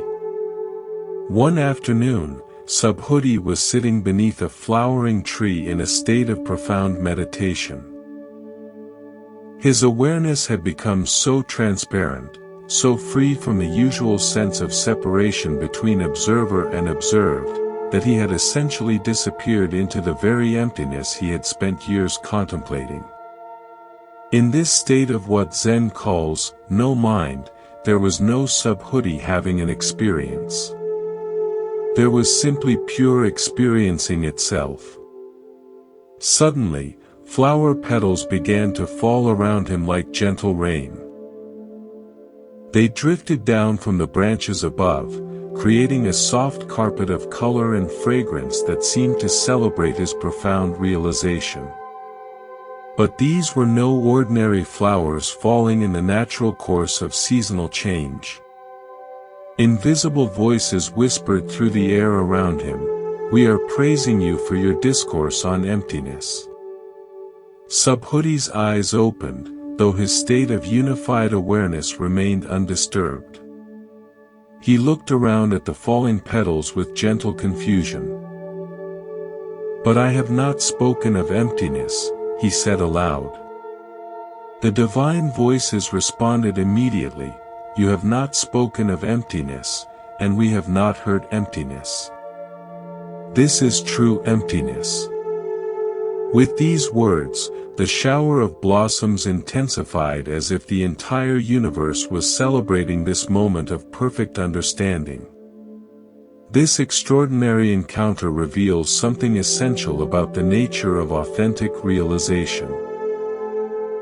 true understanding of emptiness cannot be captured in words or concepts because it points to the reality that underlies all words and concepts. When Subhuti embodied this understanding so completely that even his meditation became a wordless teaching, the gods recognized the presence of wisdom that transcends ordinary discourse. The divine being's response, "You have not spoken of emptiness and we have not heard emptiness," indicates the paradoxical nature of ultimate truth. Real emptiness isn't something that can be possessed or transmitted like information.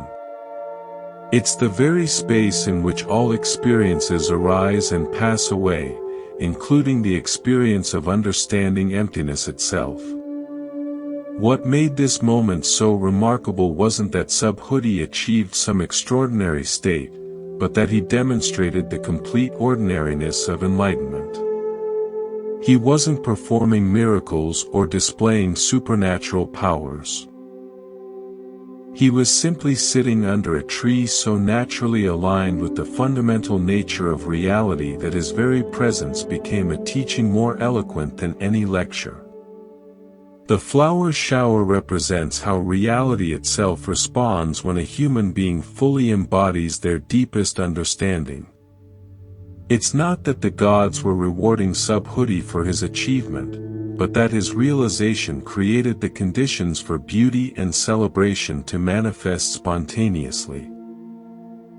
When we stop forcing our agenda upon life and allow ourselves to become transparent to what is already present, magic happens, not as something extraordinary, but as the natural expression of our true nature. In the mountain monasteries of medieval Japan, where dedication to spiritual practice required years of unwavering commitment, there lived a nun whose journey toward understanding would test every assumption about the relationship between effort and enlightenment. Her name was Gisho, and her story reveals something profound about the difference between accumulating spiritual experiences and actually embodying wisdom. Like many sincere seekers, she would discover that true understanding often arrives not as the result of our efforts, but as the recognition of what has always been present. Gisho had become a nun at the age of 10, entering a world where female practitioners had to prove themselves constantly in order to be taken seriously. Buddhist nunneries in Japan faced additional challenges, receiving less support than male monasteries and often being regarded as secondary institutions. Yet Gisho possessed the kind of fierce determination that thrives under difficult conditions. For 16 years, she traveled throughout Japan seeking instruction from the most accomplished Zen masters of her era. This was no casual spiritual shopping. It represented a complete dedication of her life to understanding the deepest teachings Buddhism had to offer. She spent 3 years with the Master Unzen, absorbing his particular approach to meditation and koan study. Then 6 years with Goku, wrestling with the subtle philosophical questions that can trap even advanced practitioners in conceptual webs. Despite her obvious sincerity and intellectual capability, something essential remained elusive. Gisho had accumulated vast knowledge about Buddhist doctrine and had developed considerable skill in meditation techniques. She could discuss the finest points of Zen philosophy with scholarly precision and could sit in meditation for hours without distraction. Yet the direct realization that transforms knowledge into wisdom, the sudden recognition that illuminates all previous learning, continued to escape her. Finally, she came to study with the Master Inzen, whose reputation for uncompromising teaching methods was legendary throughout the region. Unlike her previous teachers who had treated her with the careful respect often accorded to dedicated female practitioners, Inzen showed her no special consideration whatsoever. He scolded her with the same ferocity he directed toward his male students. He challenged her understanding without mercy. When her responses revealed attachment to concepts or spiritual pride, he would cuff her to awaken her inner nature, using whatever shock was necessary to break through her accumulated layers of spiritual sophistication. For 13 years, Gisho endured this demanding training. Morning and evening, she grappled with koans that seemed designed to exhaust every strategy her clever mind could devise. She was wrapped in these impossible riddles like someone caught in an intricate puzzle with no logical solution. Each time she thought she had found the answer, Inzin would demonstrate that she was still thinking about enlightenment rather than embodying it. Then something shifted. After 29 years of seeking, after studying with the finest teachers and mastering the most sophisticated techniques, Gisho suddenly found what she had been looking for. But found isn't quite the right word, because what she discovered was that she had never actually lost anything. The understanding she sought had been present all along, hidden not by her ignorance, but by her very efforts to achieve it. When authentic realization finally dawned, Inzin composed a poem in her honor that captured both the magnitude of her accomplishment and the pathless path she had traveled. This nun studied 13 years under my guidance. In the evening she considered the deepest koans. In the morning she was wrapped in other koans. The Chinese nun Tetsumo surpassed all before her.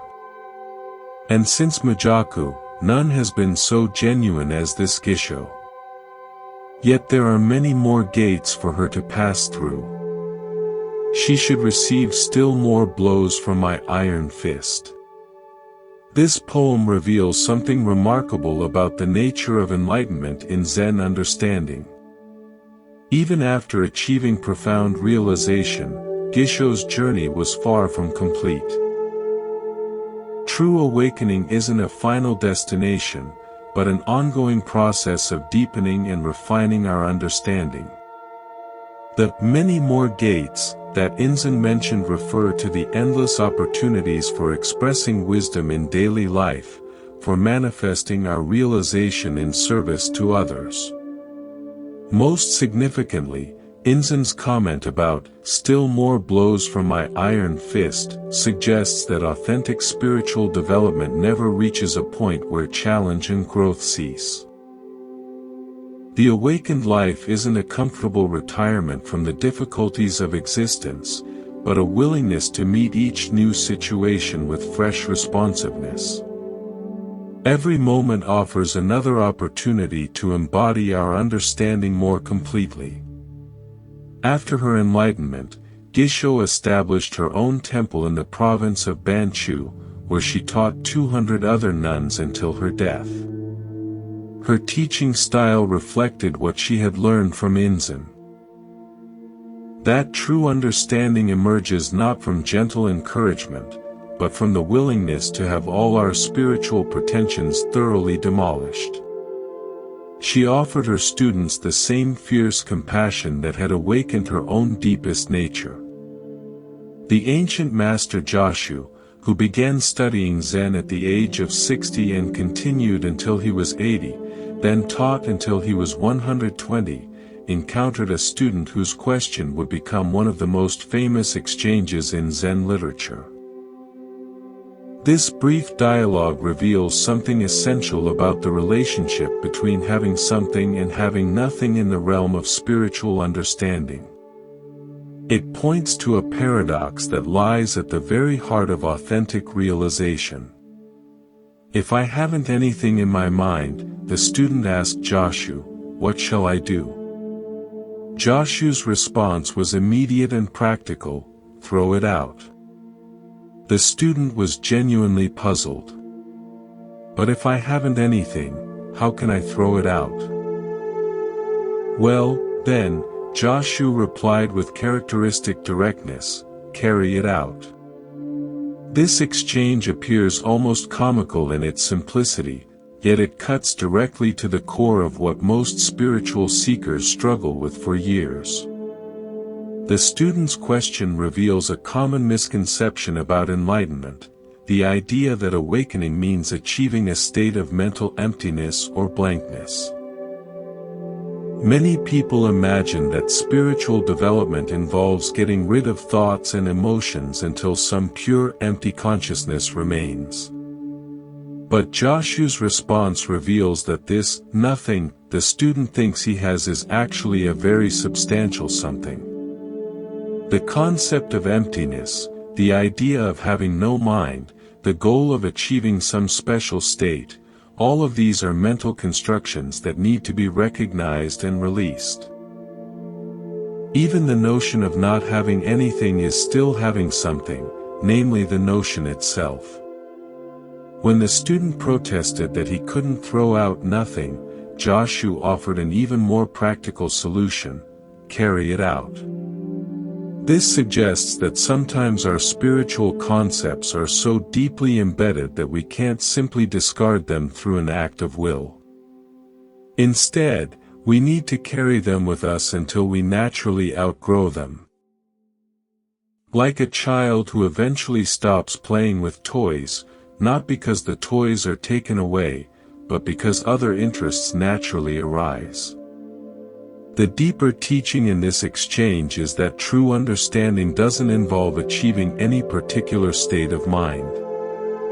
Rather, it involves recognizing the awareness that is present regardless of what states might be appearing. Whether our mind is full of thoughts or seemingly empty, busy with activities or absorbed in meditation, the same awareness witnesses all experiences. This awareness doesn't need to be created or achieved. It simply needs to be recognized as what we already are. What these three stories of true understanding reveal is that authentic realization is simultaneously the most natural thing in the world and the most easily overlooked.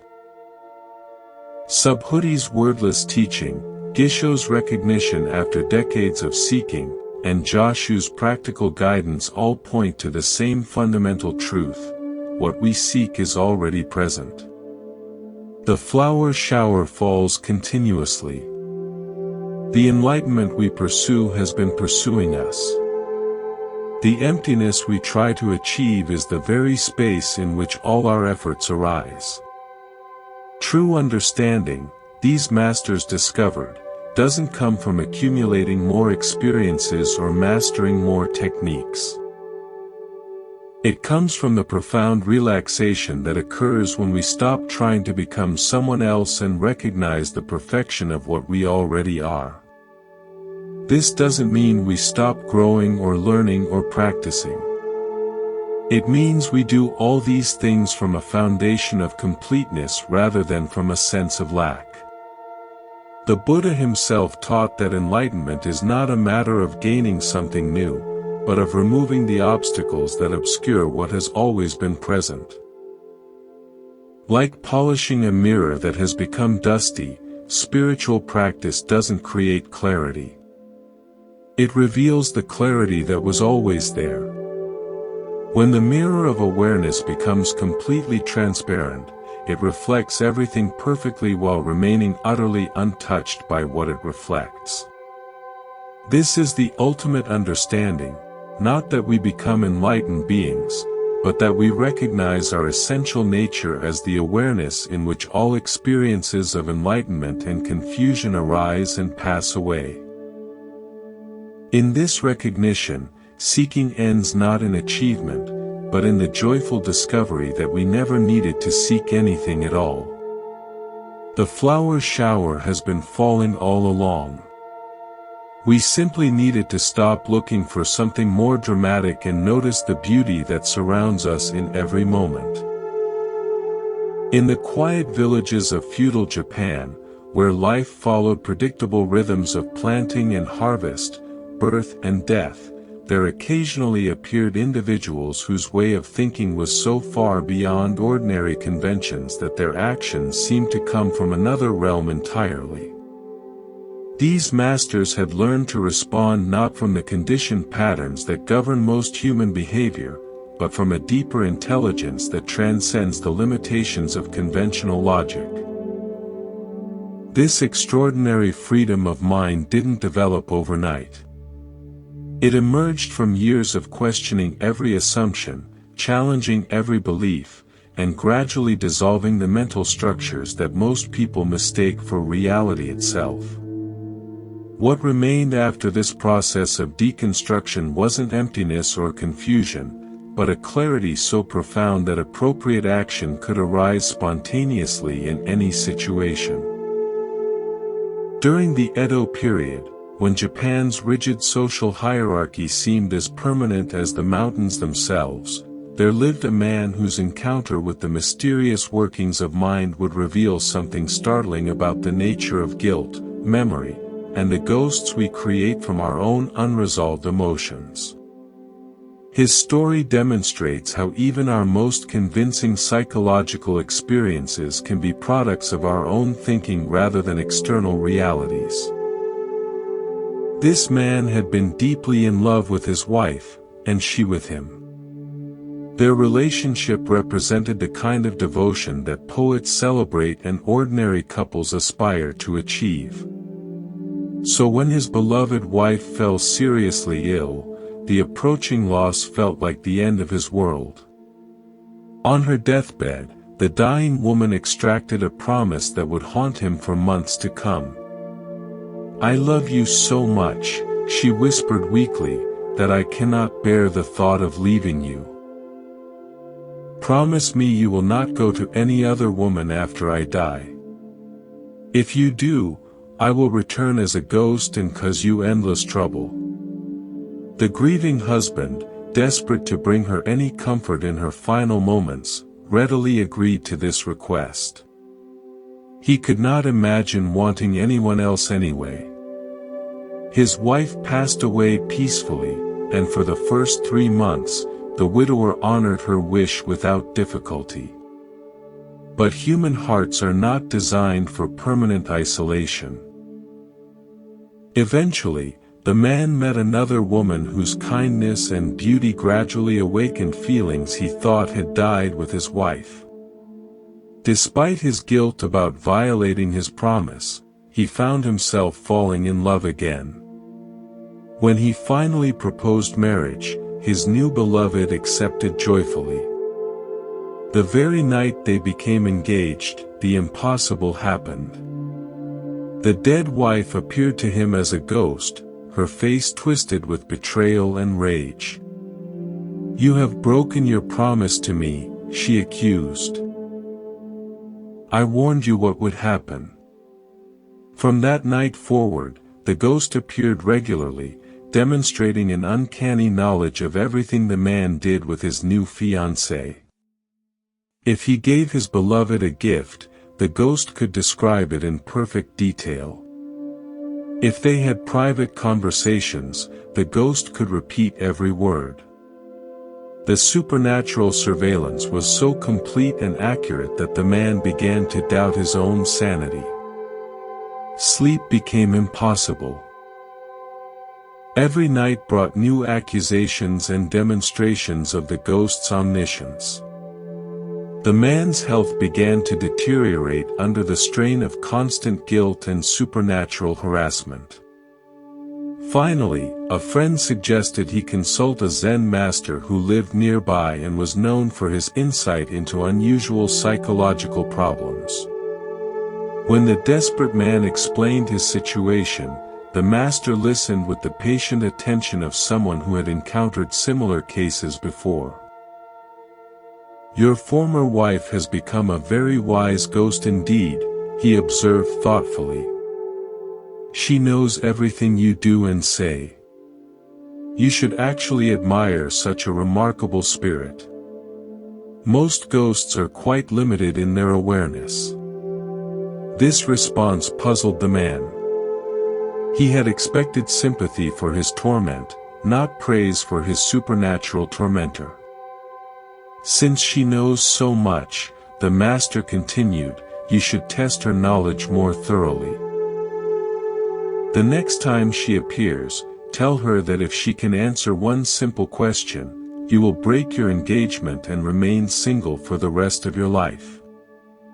This should satisfy her completely. The man leaned forward eagerly. What question should I ask her? The master reached into a bowl of soybeans and grabbed a large handful.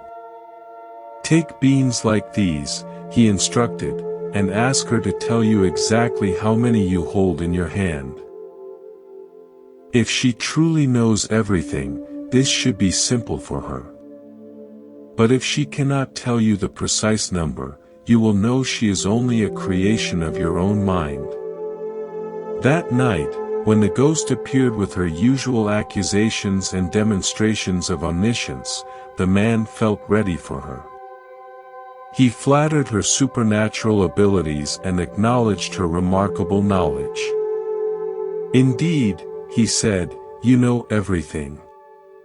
I realize now that I cannot hide anything from you. That is correct, the ghost replied with satisfaction. I even know that you visited that Zen master today seeking advice about how to deal with me. Since you know so much, the man said, producing a handful of soybeans from behind his back, tell me exactly how many beans I hold in this hand. The ghost stared at the beans in stunned silence. For the first time since she had begun appearing, she seemed confused and uncertain. She opened her mouth to speak, then closed it again. After several long moments, she simply vanished. The ghost never appeared again. The man married his beloved and lived happily, finally understanding that his supernatural tormentor had been nothing more than his own guilt and imagination given form. This remarkable story reveals something profound about the nature of psychological phenomena that seem completely real and external but are actually productions of our own mind. The ghost knew everything about the man's relationship because she was created by his own consciousness. She could repeat conversations because his memory had recorded them. She could describe gifts because his eyes had seen them. But when asked to perceive something beyond the scope of his own knowledge, the exact number of beans hidden from his view, the illusion collapsed immediately. The Zen master's test cut through the supernatural drama to reveal the natural explanation. What seemed like communication with the dead was actually a dialogue between different aspects of the man's own psyche. During the same period when this psychological drama was unfolding, another story was developing that would demonstrate an entirely different kind of thinking that transcends ordinary social conventions.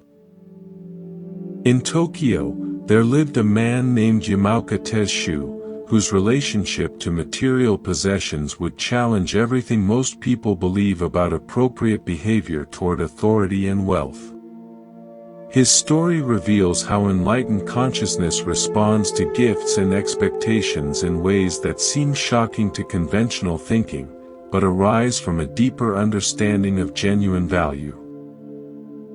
Yamaoka Tesshu served as tutor to the Emperor of Japan, one of the highest positions any scholar could achieve in Meiji-era society. He was also a master swordsman whose skill was legendary throughout the country, and a profound student of Zen whose understanding had been recognized by accomplished teachers. Yet despite these prestigious achievements, Yamaoka lived in voluntary simplicity that bordered on poverty. His home was continuously filled with vagabonds, wandering monks, and anyone else who needed shelter.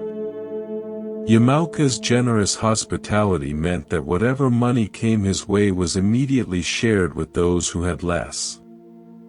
As a result, He owned almost nothing beyond a single set of clothes he wore daily.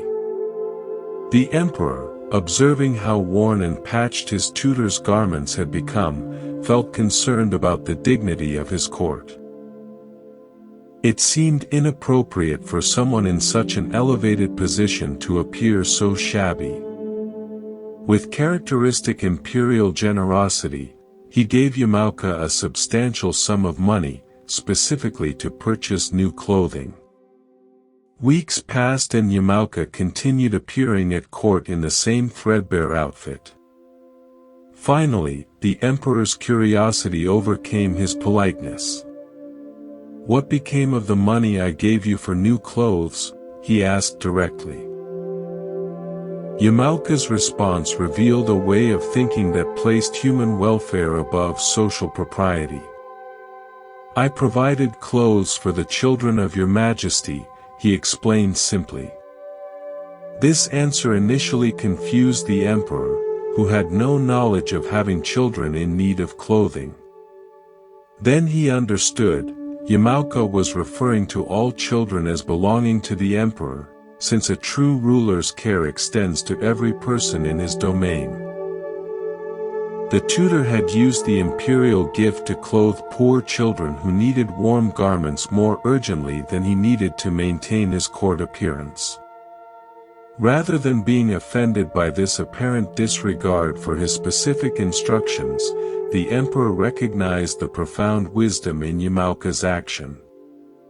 His tutor had demonstrated the kind of thinking that sees beyond surface proprieties to fundamental human needs. He had transformed a gift intended to enhance one person's dignity into an expression of compassion that enhanced many people's welfare. Perhaps the most dramatic example of thinking that transcends ordinary concepts occurred in the private quarters of the Zen master Munin, whose understanding of spiritual transmission would challenge every conventional notion about religious authority and lineage. His student Shoju had completed years of intensive training and had demonstrated the depth of realization that qualified him to carry on his teacher's work. The moment of formal recognition would reveal something startling about the difference between authentic wisdom and institutional symbols. After Shoju had finished his Zen studies under Munin's guidance, the old master called him into his private room for a final conversation. "I am getting old," Munin said seriously. "And as far as I know, you are the only one capable of carrying on this teaching after I'm gone. Here is a book that has been passed down from master to master for 7 generations. I have also added my own insights according to my understanding. This book is very valuable, and I'm giving it to you as the symbol of your succession to my position." The book represented everything most spiritual students dream of receiving. Official recognition, direct transmission from teacher to student, membership in an ancient lineage of awakened masters. For generations, this text had been the concrete symbol that proved authentic spiritual authority. Possession of the book meant acceptance into the most exclusive spiritual fraternity in Japan. Shoju's response would have horrified conventional religious authorities. "If the book is such an important thing, you had better keep it," he said calmly. "I received your teaching without needing any written record, and I am satisfied with it as it is." Munin persisted, explaining the historical significance of the lineage book and its role in establishing spiritual legitimacy. "I understand that," Shoju replied. "But even so, this work has been carried from master to master for 7 generations. You may keep it as a symbol if you wish." As they talked, they happened to be sitting near a brazier where coals glowed warmly. The instant the book touched Shoju's hands, he thrust it directly into the flaming coals without a moment's hesitation. "Munin, who had never been angry in decades of teaching, shouted in shock, "What are you doing?" Shoju shouted back with equal intensity, "What are you saying?" In that moment of mutual shouting, both master and student recognized something that transcends all books, lineages, and spiritual credentials. Shoju had demonstrated that true understanding cannot be contained in any external symbol, no matter how ancient or revered.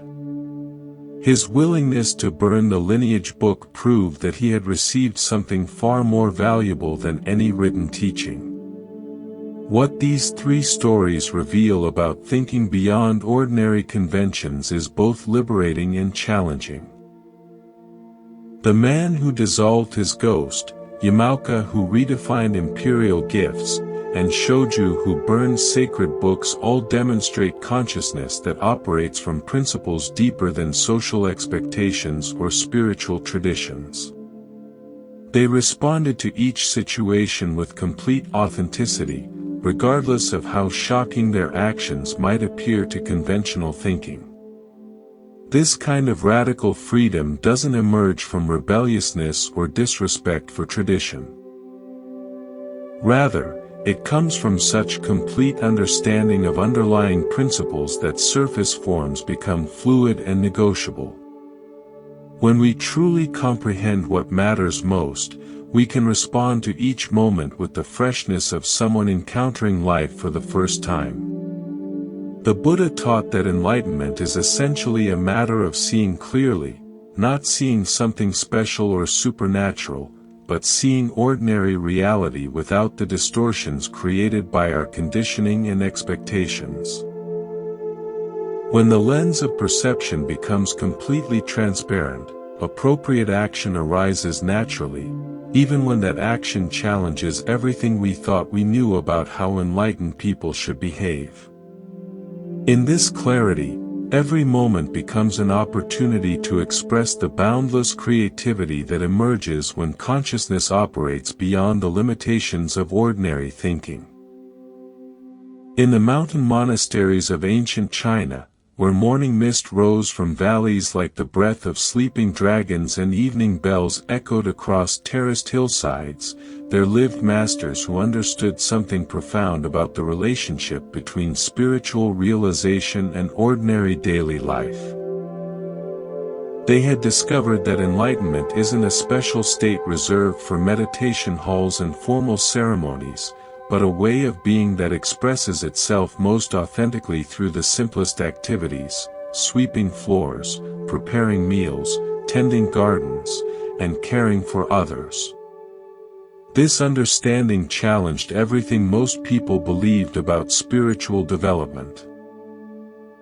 Many seekers imagined that awakening meant transcending mundane concerns, rising above the need for physical work, or spending one's time in perpetual contemplation. But the truly wise teachers discovered that genuine realization actually deepens our appreciation for ordinary tasks and reveals the sacred dimension hidden within every practical activity. The great master Baizhang, whose name means 100 cliffs, embodied this understanding so completely that his approach to daily life became legendary throughout China. Even in his 80s, when most people would have retired to a life of honored leisure, Baizhang continued working alongside his students with the enthusiasm of someone half his age.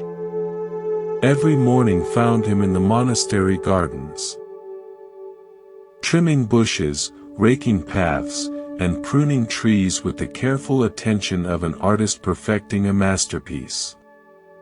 His students watched this display of physical dedication with growing concern. Here was their revered teacher, a man whose spiritual insights had attracted followers from across the empire, performing manual labor that younger monks could easily handle. They worried about his health and felt embarrassed that their master was doing work they should be doing themselves. "Master," they said to him repeatedly, "you have given us so much wisdom over the years. Please rest now and let us take care of the physical work. You have earned the right to spend your remaining time in peaceful contemplation." But Baizhang only smiled and continued his daily routine of physical labor. To him there was no distinction between meditation and gardening, between teaching and tree trimming. Every activity performed with complete attention became a form of spiritual practice. Finally, the students decided to take matters into their own hands. One morning, they hid all of Baizhang's gardening tools before he could begin his usual work. Now, they thought with satisfaction, our teacher will have no choice but to rest. When Baizhang discovered his missing tools, he neither scolded his students nor searched for the hidden implements. He simply sat quietly in his room and refused to come out for meals. The first day passed, then the second. By the third day, the students began to worry seriously about their master's health. "He may be angry because we hid his tools," they whispered among themselves. "Perhaps we should return them and let him work as he wishes."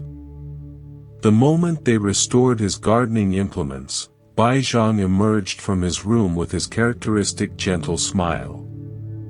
He worked in the garden that day with obvious pleasure, then joined his students for the evening meal as if nothing unusual had happened. That night, he gave them a teaching that would become one of the most quoted principles in all of Zen Buddhism: no work, no food. This simple statement contained profound wisdom about the nature of authentic spiritual life. Baizhang wasn't making a rule about monastery economics or establishing a policy about who deserved meals. He was pointing to something essential about the relationship between contribution and nourishment, between giving and receiving, between spiritual understanding and practical engagement with the world. In Zen understanding, work isn't separate from spiritual practice. It is spiritual practice. When we approach any task with complete presence and attention, whether it's washing dishes or writing poetry, we create the conditions for wisdom to manifest naturally. The awakened life isn't about achieving some permanent state of bliss, but about bringing consciousness to whatever activity presents itself in each moment. Baizhang's refusal to eat when he couldn't work revealed something beautiful about the dignity of contribution. Even in his advanced age, he wanted to earn his place in the community through useful service rather than simply receiving care based on his reputation or past achievements. This wasn't pride or stubbornness, but a deep understanding that spiritual fulfillment comes from participating fully in the give and take of life. During the Muromachi period in Japan, when the country was transitioning from medieval to early modern culture, there lived a Zen master whose approach to teaching would demonstrate another aspect of how wisdom expresses itself in daily life.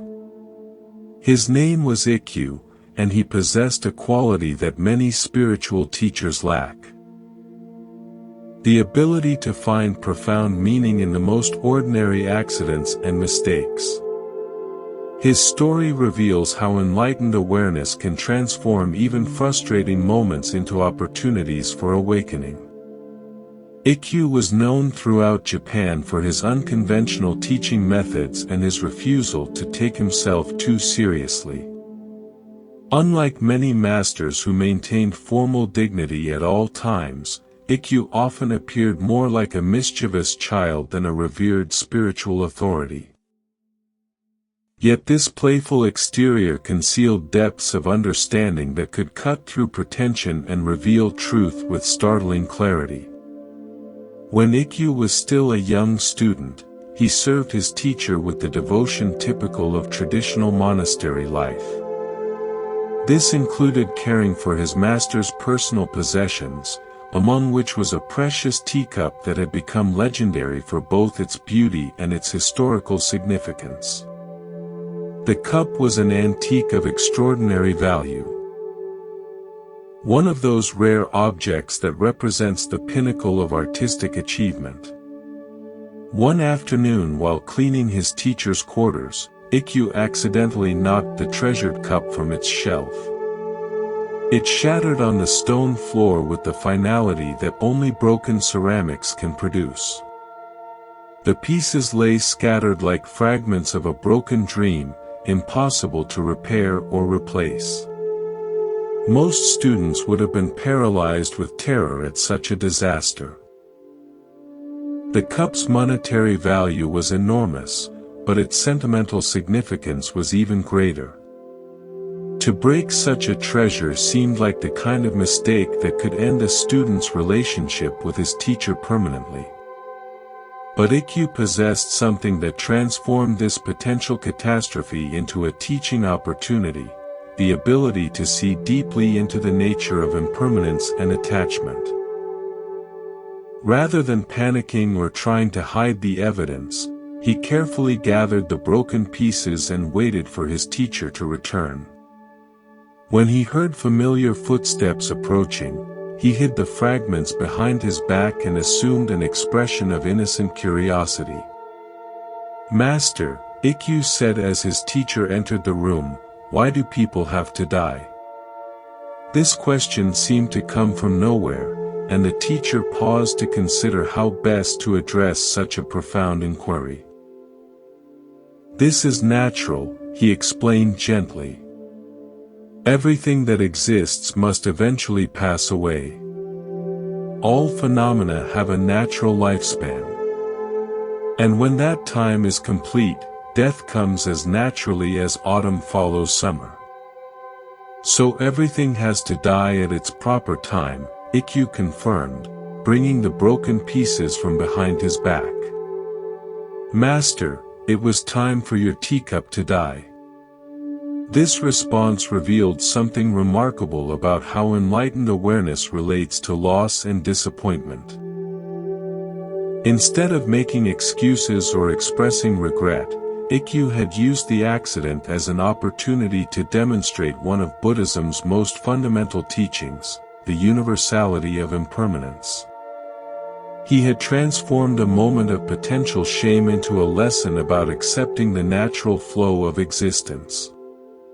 The teacher, rather than being angry about his lost treasure, was delighted by his student's creative response.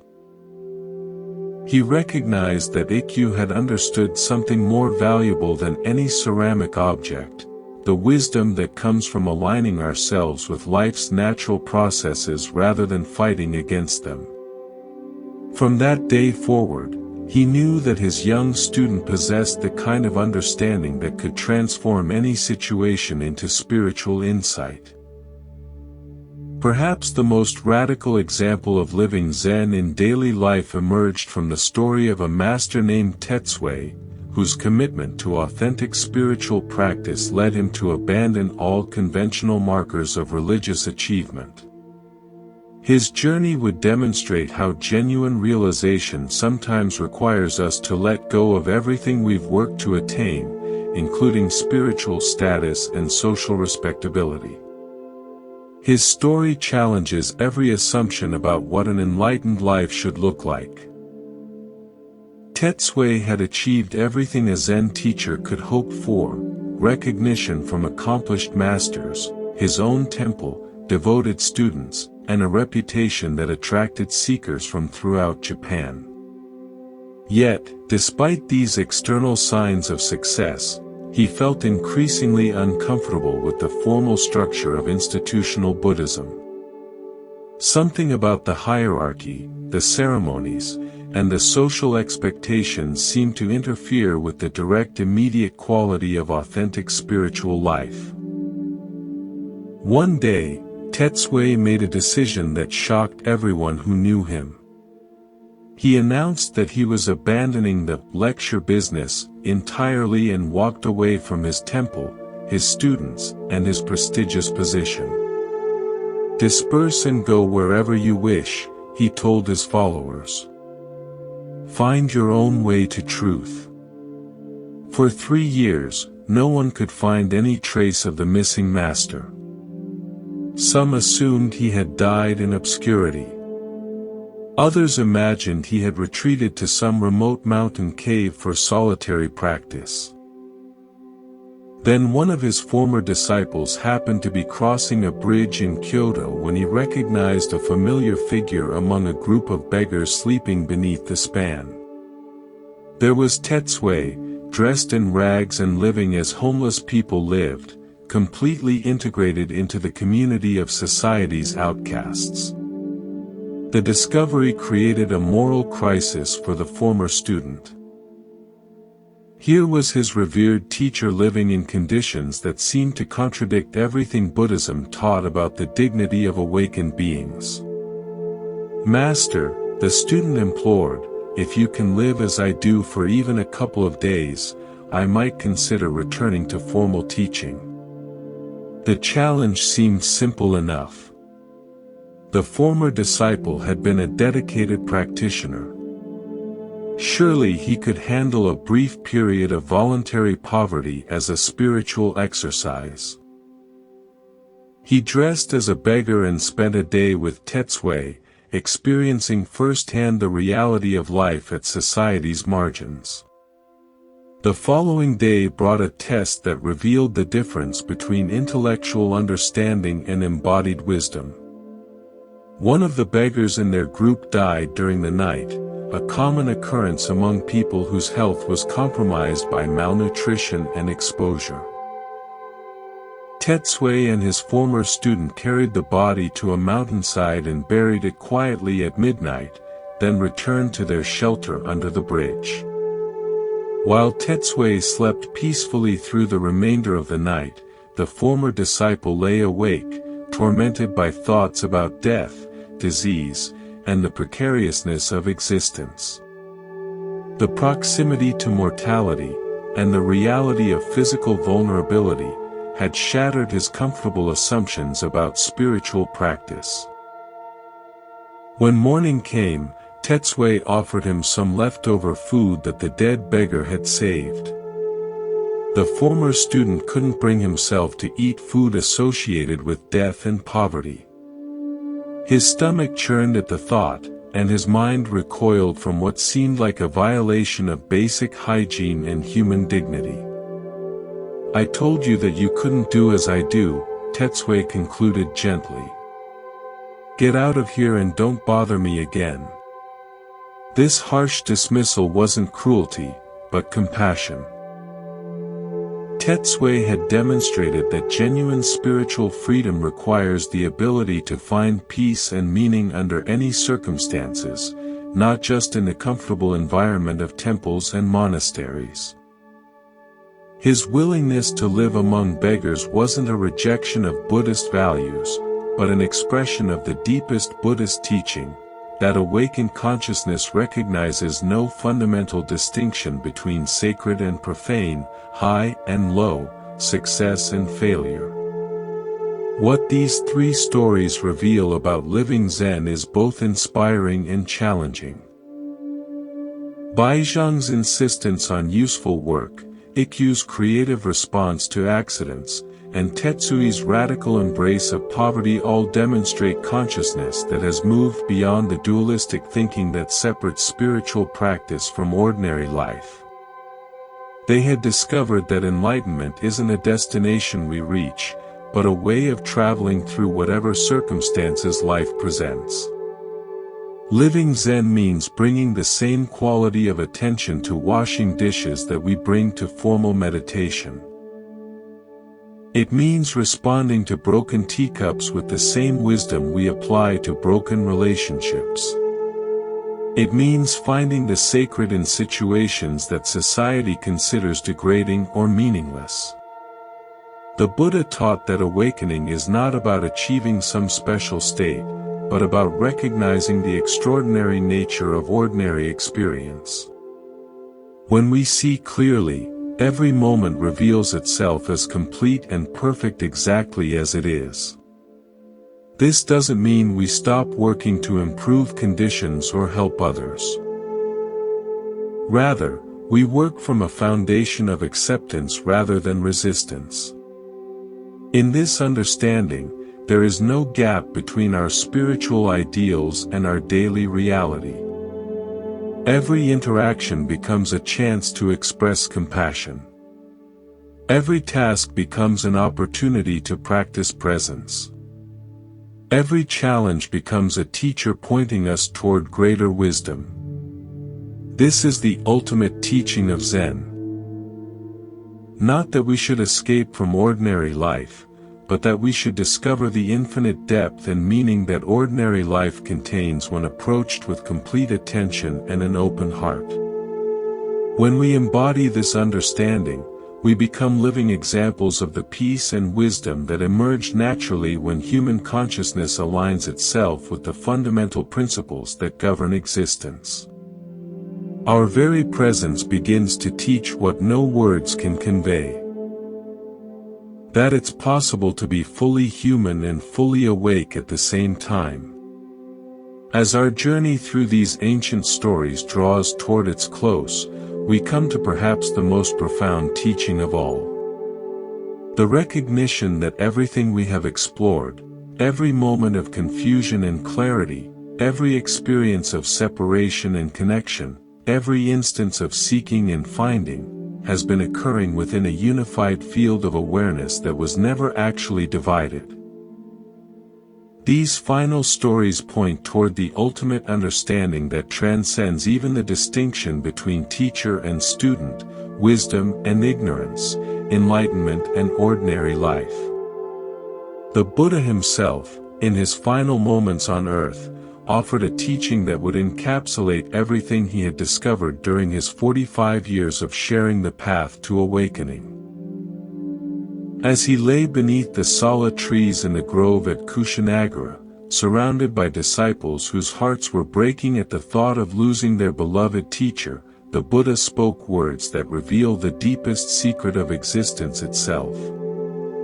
These weren't complex philosophical explanations or elaborate meditation instructions, but simple observations that cut directly to the heart of what it means to be truly awake.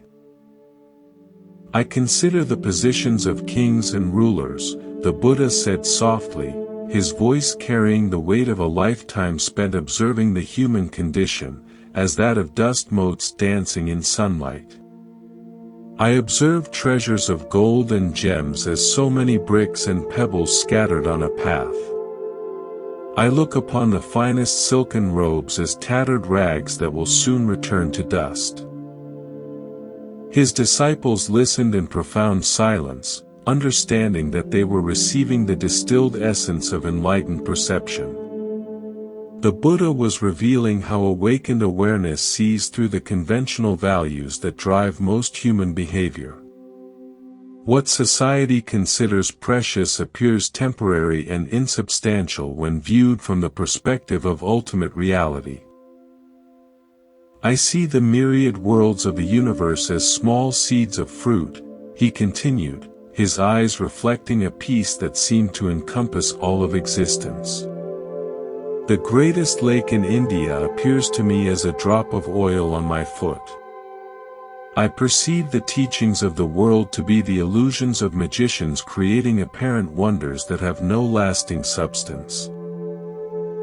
These comparisons weren't meant to diminish the relative importance of worldly concerns, but to reveal the vast perspective that becomes available when consciousness expands beyond its usual limitations. From the Buddha's enlightened viewpoint, even the most impressive human achievements were like waves on an infinite ocean, beautiful in their temporary manifestation, but never separate from the boundless source from which they arose. I discern the highest conception of emancipation as a golden brocade seen in a dream, the Buddha observed, pointing to something that would shock many spiritual seekers. Even the goal of liberation itself, when grasped as something to be attained, becomes another form of subtle bondage. True freedom lies beyond both suffering and the desire to escape suffering.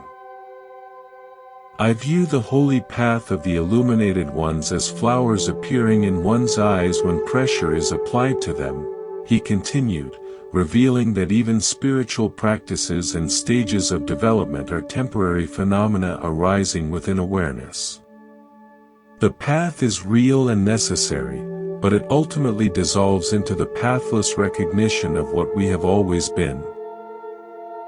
I see meditation as a pillar of a mountain, the Buddha said, acknowledging the stability and importance of contemplative practice while pointing beyond formal techniques to the natural state of undisturbed awareness.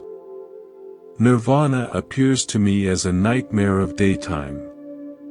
For even the concept of perfect peace becomes a disturbance when we grasp at it.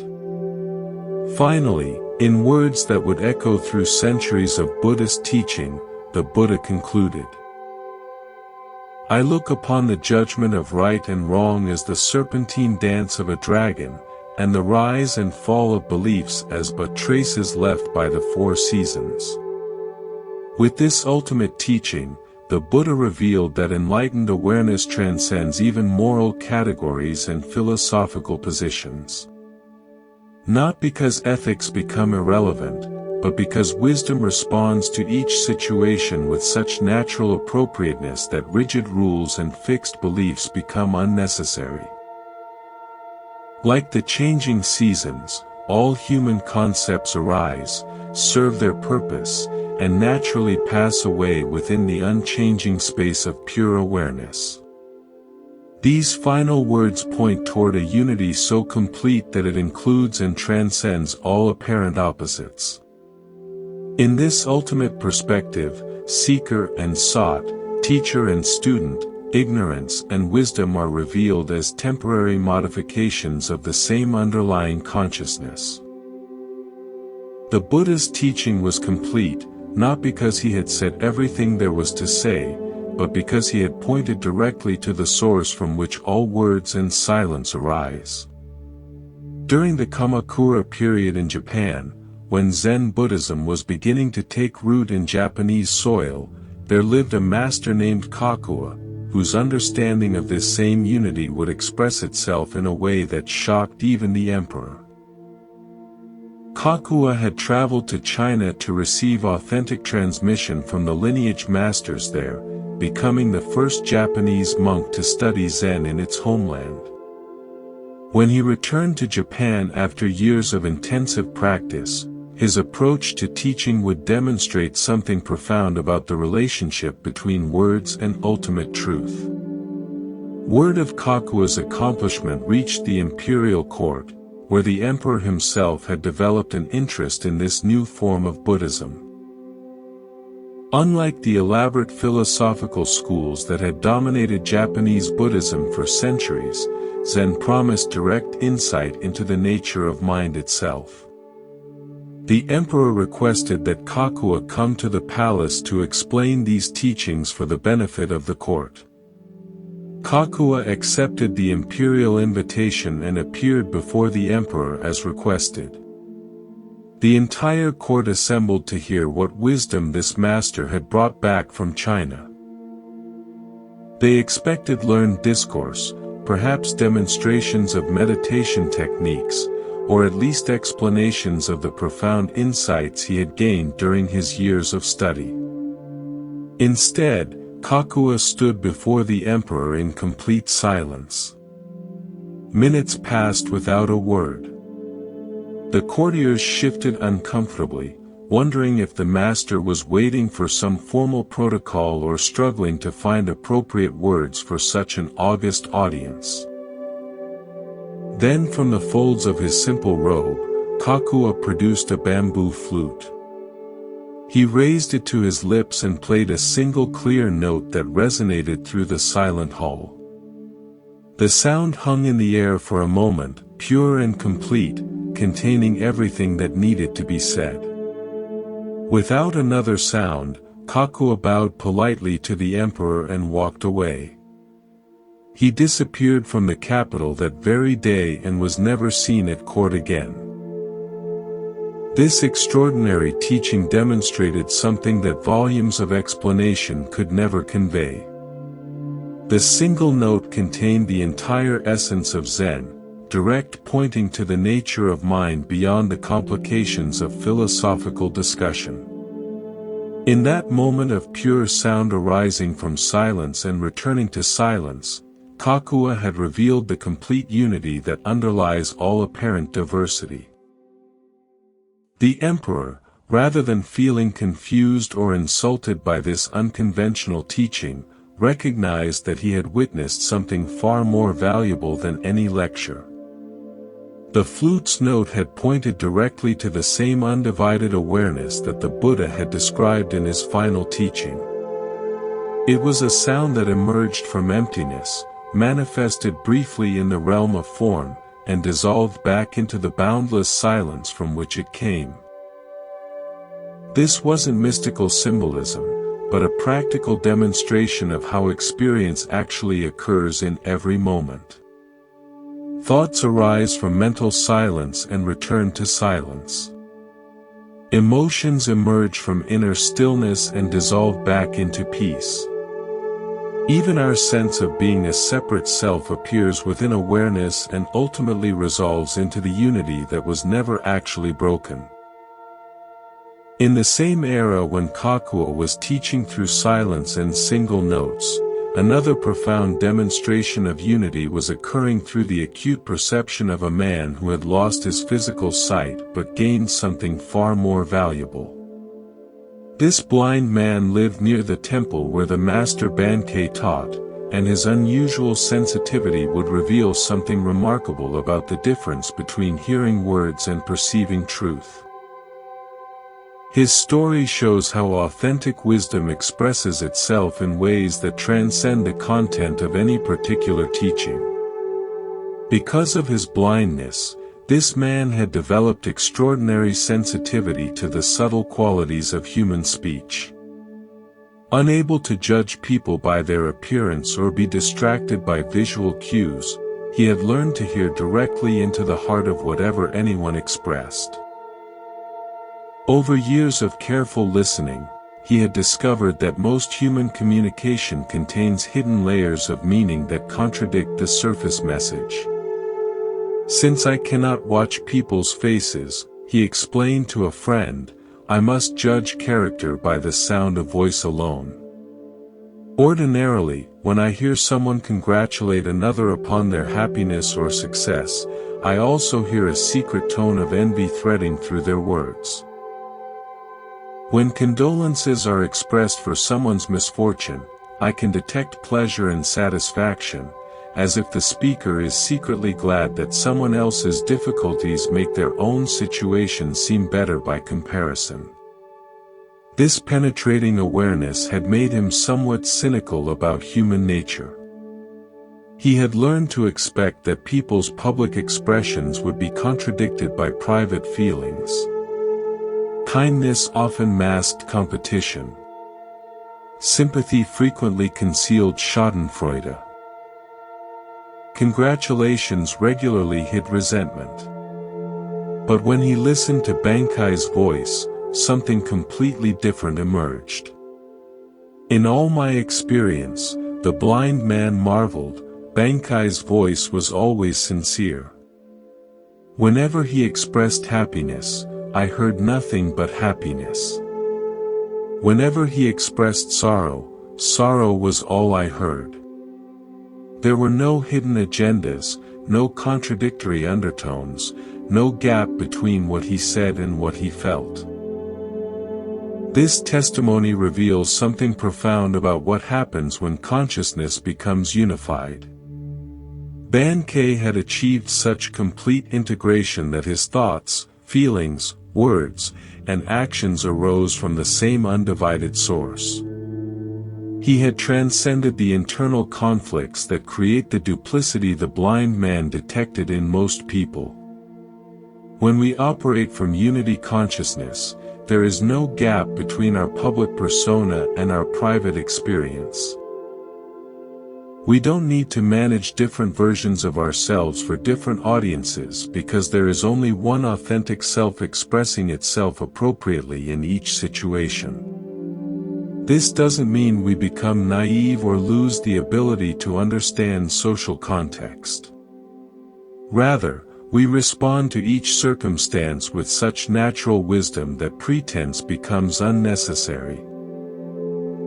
As we reach the end of our journey through these timeless stories, we can see how each tale has been pointing toward the same fundamental recognition. Whether it was Nanan's empty cup, Hakwin's, "Is that so?" Gudo's compassion for the gambling husband, or Subhudi's wordless teaching, every story has revealed different facets of the same underlying truth. Consciousness is already unified. We simply need to stop creating the illusion of separation. The Zen masters whose wisdom we've encountered didn't achieve some extraordinary state that made them different from ordinary human beings. They simply recognized what the Buddha pointed to in his final teaching, that the awareness in which all experiences arise is itself beyond birth and death, beyond success and failure, beyond seeking and finding.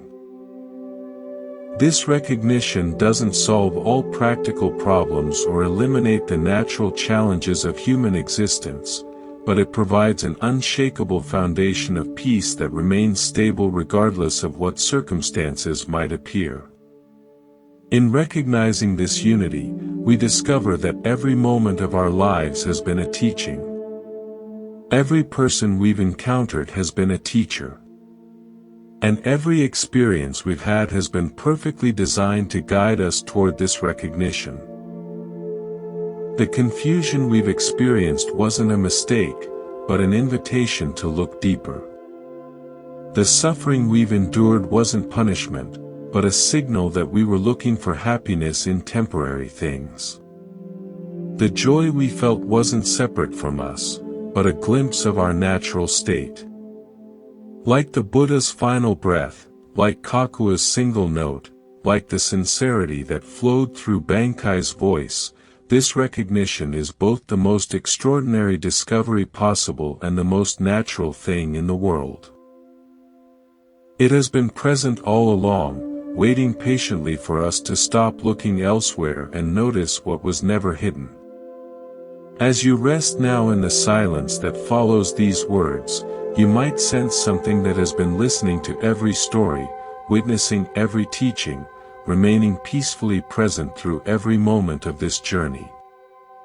That awareness is not separate from who you are. It is who you are.